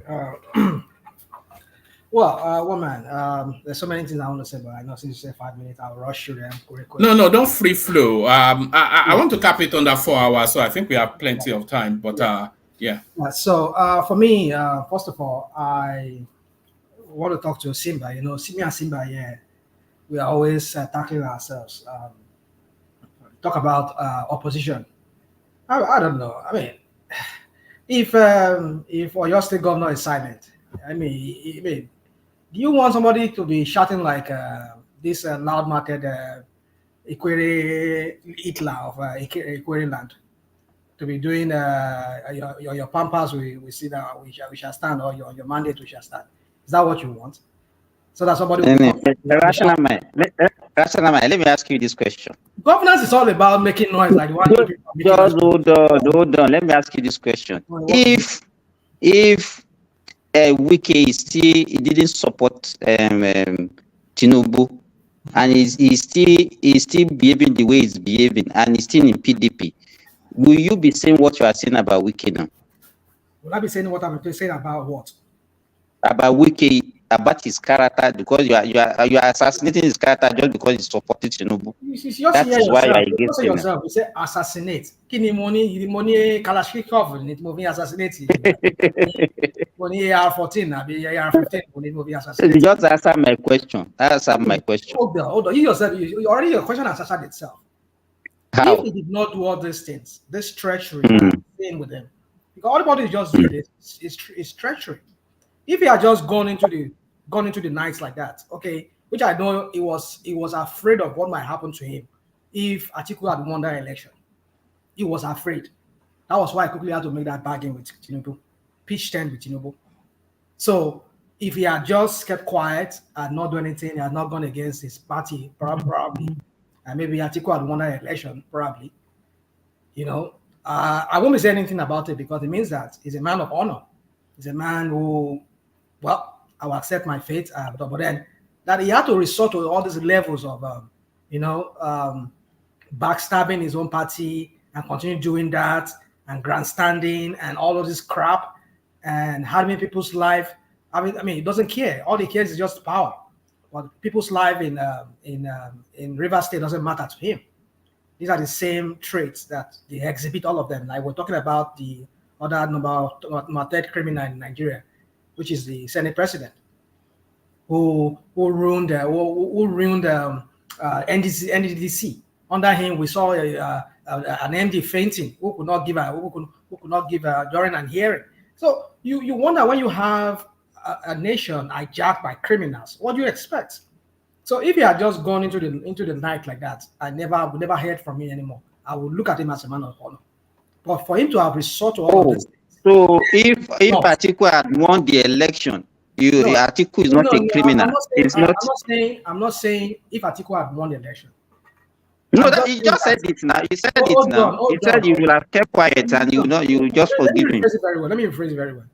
If he had not backstabbed his party, and maybe his party won the election, and he never said anything, and that's it, I was seeing it. And if it is Tinubu that won the election, and he never said anything, I will still look at him as a man of honor. If it's Obi that won the election and he never said anything, just went like that, just went like Odili went and all of the rest of people, other governors went, just kept quiet and let the guy, whoever he helped to become governor, be his governor and rule his state and govern his people, I would respect him for that. But because he can never put his hands off, because he has engaged in so many criminality that he needs to be in the limelight, so he can be in the limelight so that he can continue having his behind covered.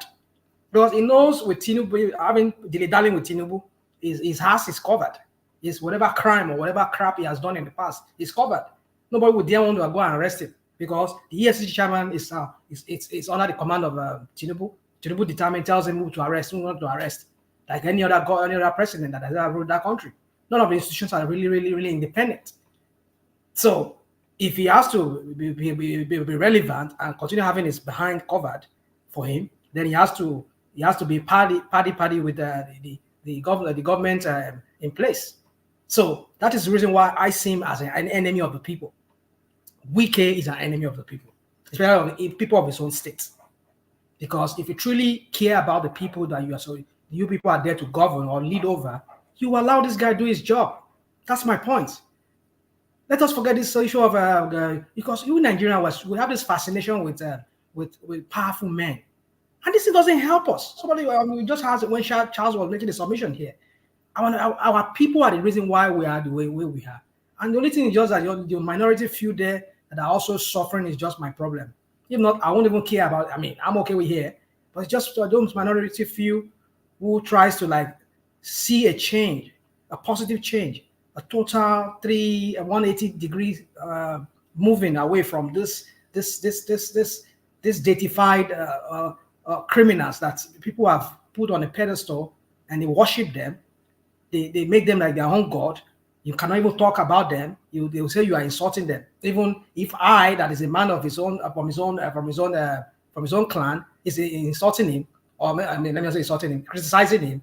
Some people will come here. Some of his minions paid. They will come here and start saying that I'm Omali, I'm not Yoruba, or simply because I mean, what is wrong with people?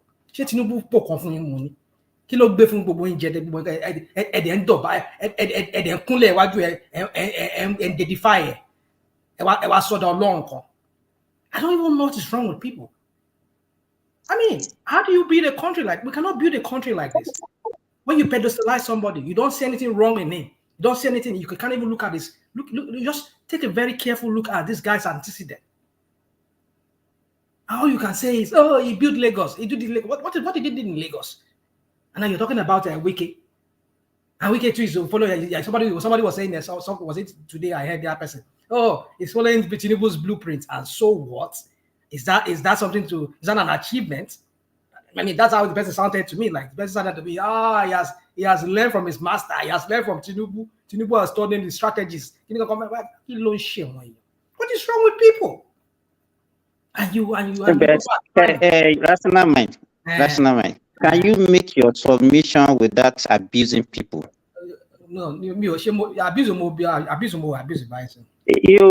know, that was the same thing Patrick told you. Have you ever, after the show, listen to yourself?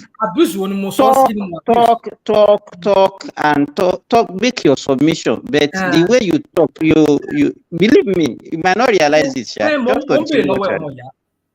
Tani mo abuse kini abuse wo ni mo sọ. Kí ló dé tó orí àwọn wo ló gbálẹ̀? Can you say orí àwọn èèyàn gbálẹ̀?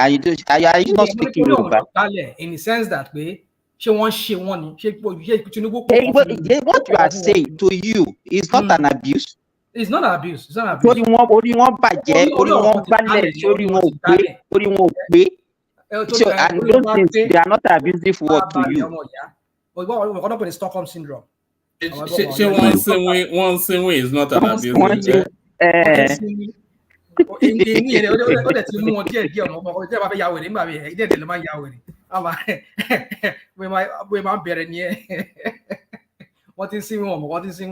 I mean, just look at the country. Look at how messed up the country is. And some people will come here and start defending Tinubu and defending all this crap. What? It's up to you guys. You see, rational mind. Just give me down to one thing. We have time. We have time. There's no much people that want to talk. We have time to talk. No. If you really meant, hold on. If you really meant very well for the country, the way you speak as if you have passion, you are the only one that love the people. Will you be advocating for somebody like Atiku to become the president of Nigeria? No, I never said it. No, I only you said it now. You said you are comfortable. I said it doesn't mean I want him. I'm just saying that if the election has played out that Atiku won that election and he had just kept quiet, I never said anything. Just as a man of honor, he just went like that went into oblivion like other past governors does. And then let the guy, whoever he helped to become, let him rule the state. I mean, govern the state. Let him lead the state and do his own bit too. He will be a man of honor in front of me, but I know he will never hands off. He will always want to be, because we know all the crap he's doing. He's trying to renovate a house that Shetima never needed, so that Shetima can see him as a viable candidate for his own deputy. I mean, his own vice president. Come and when would that the next election be after 8 years? I mean, it's 5 or 4 years. Is that house his personal house? It's not the government house. You can flip. You don't know Wike like I know Wike. You don't know Wike like I know Wike. I have studied his politics. That guy is a kind of guy. He knows how to play his politics. He plays his politics not because he's playing it for now. He's playing it for tomorrow. So is that the concern of Nigerians? Nigerians are starving. Well, we could use that money and go. Do you know how many government colleges within Abuja that needs renovation? Government primary school that needs renovation in FCT there. You can't use that money and go and buy textbooks for these kids, buy books for them. It just, empower some kind of local printry there to print exercise book for these kids. Inject that money to the economy. That is money. That is money for the economy. But rather, you want to give it to some of your cronies and go and build a house. Okay, where did the former vice president, where did he stay? All throughout the 8 years that he was there when he was the vice president to Bubu. Where did he stay? You see, when you have just people who chase clout, who you people just pedestalize because you feel that they are strong men. Oh, because it's about Tinubu, so anything he says, we should just let it go. Sherry, let me take myself out because I'm not part of them. You Nigerians are the reason why they are the way they are. Like I said, it's just my only thing is just I just feel sorry for those people who are not part of it, who want a different thing, a different trajectory for that country, but because of these criminals and the power they wedge over that country and the controlling of the minds of people like you, Simba, it just makes me like, oh, we are not going anywhere in that country. If people like so educated like yourself, Simba, very well educated and well-read person like you, and you can still see these people like the way they are. Well, I don't know. I don't think we have it. We're not going anywhere. We remain where we are. One man, let me allow you to continue with other people. Oh, all right, brilliant. That's the majestic rational mind. So the majestic rational mind. So now the voice you've all been waiting for, father of the bride, Ajale Koko, the final word. Yeah, thank you, woman. And well, our politician, I think everybody should know by their action that it's all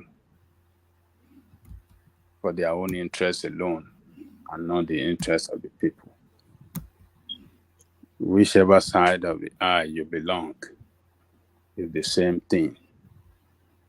Whether you are in PDP or whether you are in APC or whether you are in Labour Party or it is the same game they play.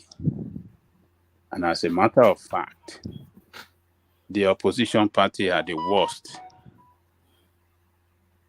They are the worst because they are not playing their role as opposition.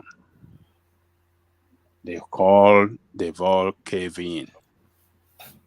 They joined the how do you call it? What did they say? They say if you cannot beat them, you join them. So they have joined them. Rational mind, your Labour Party, what effort have they made? What are they doing in terms of the role opposition should play in the parliament? They do You of all people here, well, I have so much respect. You still have my respect. The other day here, when one man was put it across to you about Ireti Kingibe. When Ireti was tackling what's it called? Wike about the budget and everything. You are Ajale Koko. You're one of those people that took that lady to the washer here. He said, "Oh, she was playing." I'm quoting your word. Oh, she's playing politics. Now, when you will not let opposition be opposition, and when they criticize, you say they are criticizing for this criticizing of criticizing. They're just doing politics. I don't know where we're going. When we always have to look at this from the prism of politics. When people criticize, oh, they hate Tinubu. Oh, they don't want to collect the. They don't want to. Don't get me wrong. I'm not saying by collecting that the Prado Jeep or whatever they bought for them for their official car is right. But when some people were saying that, oh, they're going to go collect, some people say they will collect it. You see, don't get me wrong. I agree with you that there are Judases and there are bad, in fact, a lot of bad eggs in labor because we've seen how their true color showed at the end of the day.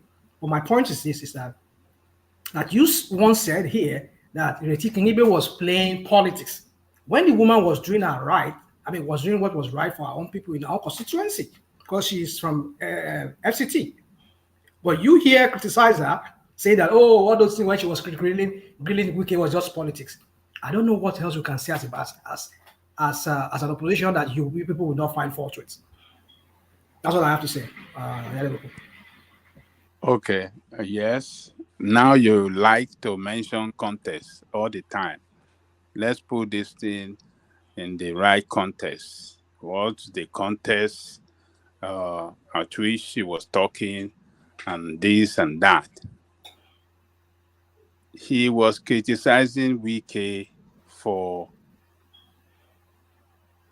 trying to build or to complete that national, the cultural center in Abuja.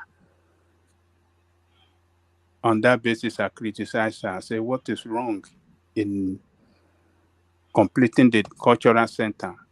Do we not deserve, as a country, in the capital city to have a cultural center, particularly that have been abandoned, and Wike is trying to, finish it up and make it a pride of the nation. So I said I would have loved her to suggest something else that should have been done better. She didn't suggest anything. And I said as well that while Wike was building those fantastic buildings, cultural center, and trying to complete that vice president building, I would have loved him to invest on education and healthcare as well. I said it. So, but the Reti you are talking about did not suggest anything in alternative to what Wike was trying to do. Yes, it was a Janjaki, but she did suggest. Yeah, she did suggest. She suggested. Yeah, she suggested. Yeah. Did you watch the whole clip? I watched the whole thing. She was talking of education and healthcare thing too. And transport. But she talked about transport too. No, she didn't talk about transport. Okay. Maybe we have to go back and. Hold on. Let me remind you. She was attacking Wike for trying to revive that transport. She was saying Wike should not have put in so much money to revive. And I said the city, a capital city, doesn't have, transportation system, doesn't have these buses to carry people from one place to the other. And Wike is trying to do it so that the city can have a form of transportation that can move people from one side of the city to the other. And you are saying that, no, those things cannot work. They are old vehicle, they are this and they are that. I said, what is this woman talking about? What do you have? What can Wike? And Wike is embarking on rail, on light rail service too, on light rail project that will be completed by next year.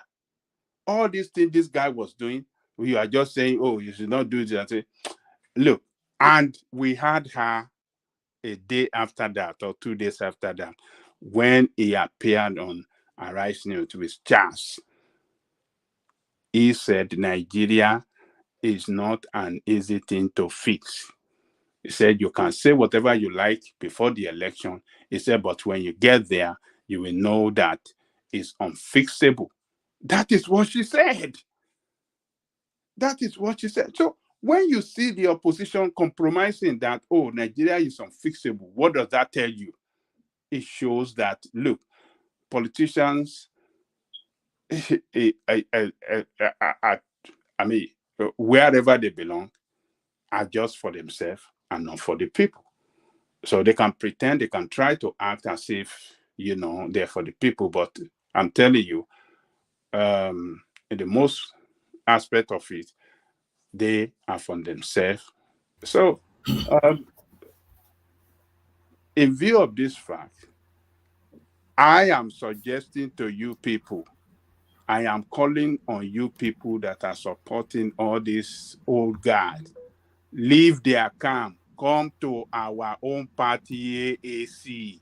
It is AAC that can save that country. The future of that AAC. Why did you become AAC member? is our party that can save can save that country, not APC, PDP, and Labour Party. They are party of politician. Politician does not mean anything good for you, for that country. Come to AAC. Come and join Shore. Come and join a leader that is stable, that is focused, that is upright, that is, reliable, and not wayward politicians jumping from one party to the other. So it's unfortunate that what is playing out in Rivers State is just to tell you, politicians, Wike said it openly. One way where I like Wike is that he doesn't hide. He will say it's mine. He said, if I lose my structure, I lose my relevance. And to tell you that is what matters to them, their structure. Do I approve it? I don't approve it. But that is the way they play it. All of them that in political leadership today in that country is their structure that make them what they are. Look at what is going on in your own state, in your state. For God's sake, rational mind, your state, Ondo State, you have no government. I want to talk about it, but because Simba took me off. You don't have no government in your state. I think if you focus and put more energy into your state, maybe that will be better. Your state is like, it's non-functioning. We are hearing on the news that the signature of the governor is being forged and they are using it to loot the resources of that state at an alarming rate. So, look, this is look at the governor that is sick, but he doesn't want to relinquish power. He doesn't want the deputy to act. It's just to tell you that politicians are just for themselves. And we look at the currency, look at Naira as falling, down further today. It's 1,000 at the black market now. It's 1,200 plus, and it is 1,100 plus at the official market, official rate. So we have to wake up as people. We have to know the time now that is no time for politics. It's time for governance, and we should be able to take up this politician the way they govern that country. They are not governing it well. Let us come. Let's forget where we belong. Let us, save that country and, speak the truth at all times. That is the way forward. One man, let me leave it there. Tomorrow going to be another day. We continue the struggle. All right, brilliant. Excellent. That's the now. Fila not dead now. If you don't hunt, you don't eat. Where I am, now you are laughing. Not cuckoo, but look at that.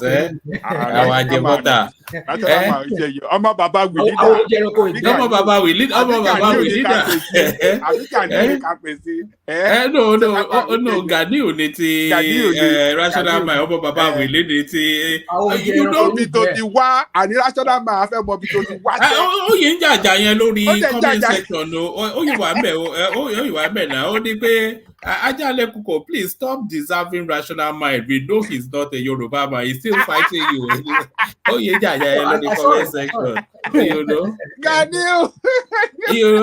You know, I come out was it be a party wo more into really to no so more computer you know how I share the one you know what sort of lunatic people are these, you know? Mad the Karuman, so mad people everywhere. You know, mad people everywhere. But there it is. So thank you, gentlemen. We'll reconvene for tomorrow again, and we'll do it all over. A good session, though. One man. Yeah. Yes, a nice little cozy tie. You remember this is how we used to do it before it became a marathon. It's good like this. I mean, yeah. Just a tidy little, you know. Yeah. All right, brilliant. So of course, the official sponsor of the platform remains the sponsor of the platform. This is Ayo, who's pressed the chairs as we go along. So that's Ayo doing as he always does. So that's Ayo right there. Joined in this instance by Prince. So thank you, Prince. He's on defending Sapele Water people. So that's his on right there. So Mogogoro, $5 right there. And then Prince comes in again. So that's Prince doubling up. So thank you one and all. Let me signpost you guys again. You guys suggested this initiative. Now we've picked it up, and now suddenly it's radio silence. I'll let it run for a couple more days, and I'll just shut it down. Whatever is there, we just pass it on to Nigeria. So it's the initiative that we're running to parachute funds I don't like to describe people as less privileged, but we're parachuting funds to people to level them up. So if you click on that link, it's all explained there. If you want to be part of it, be part of it. So we round it off for tonight, only really to reconvene for tomorrow. So I'll leave it here, carry conversation on with you in the comment section, but here I say peace. Thank you, everybody. You guys can still hang back, or if you want to chat in the back room.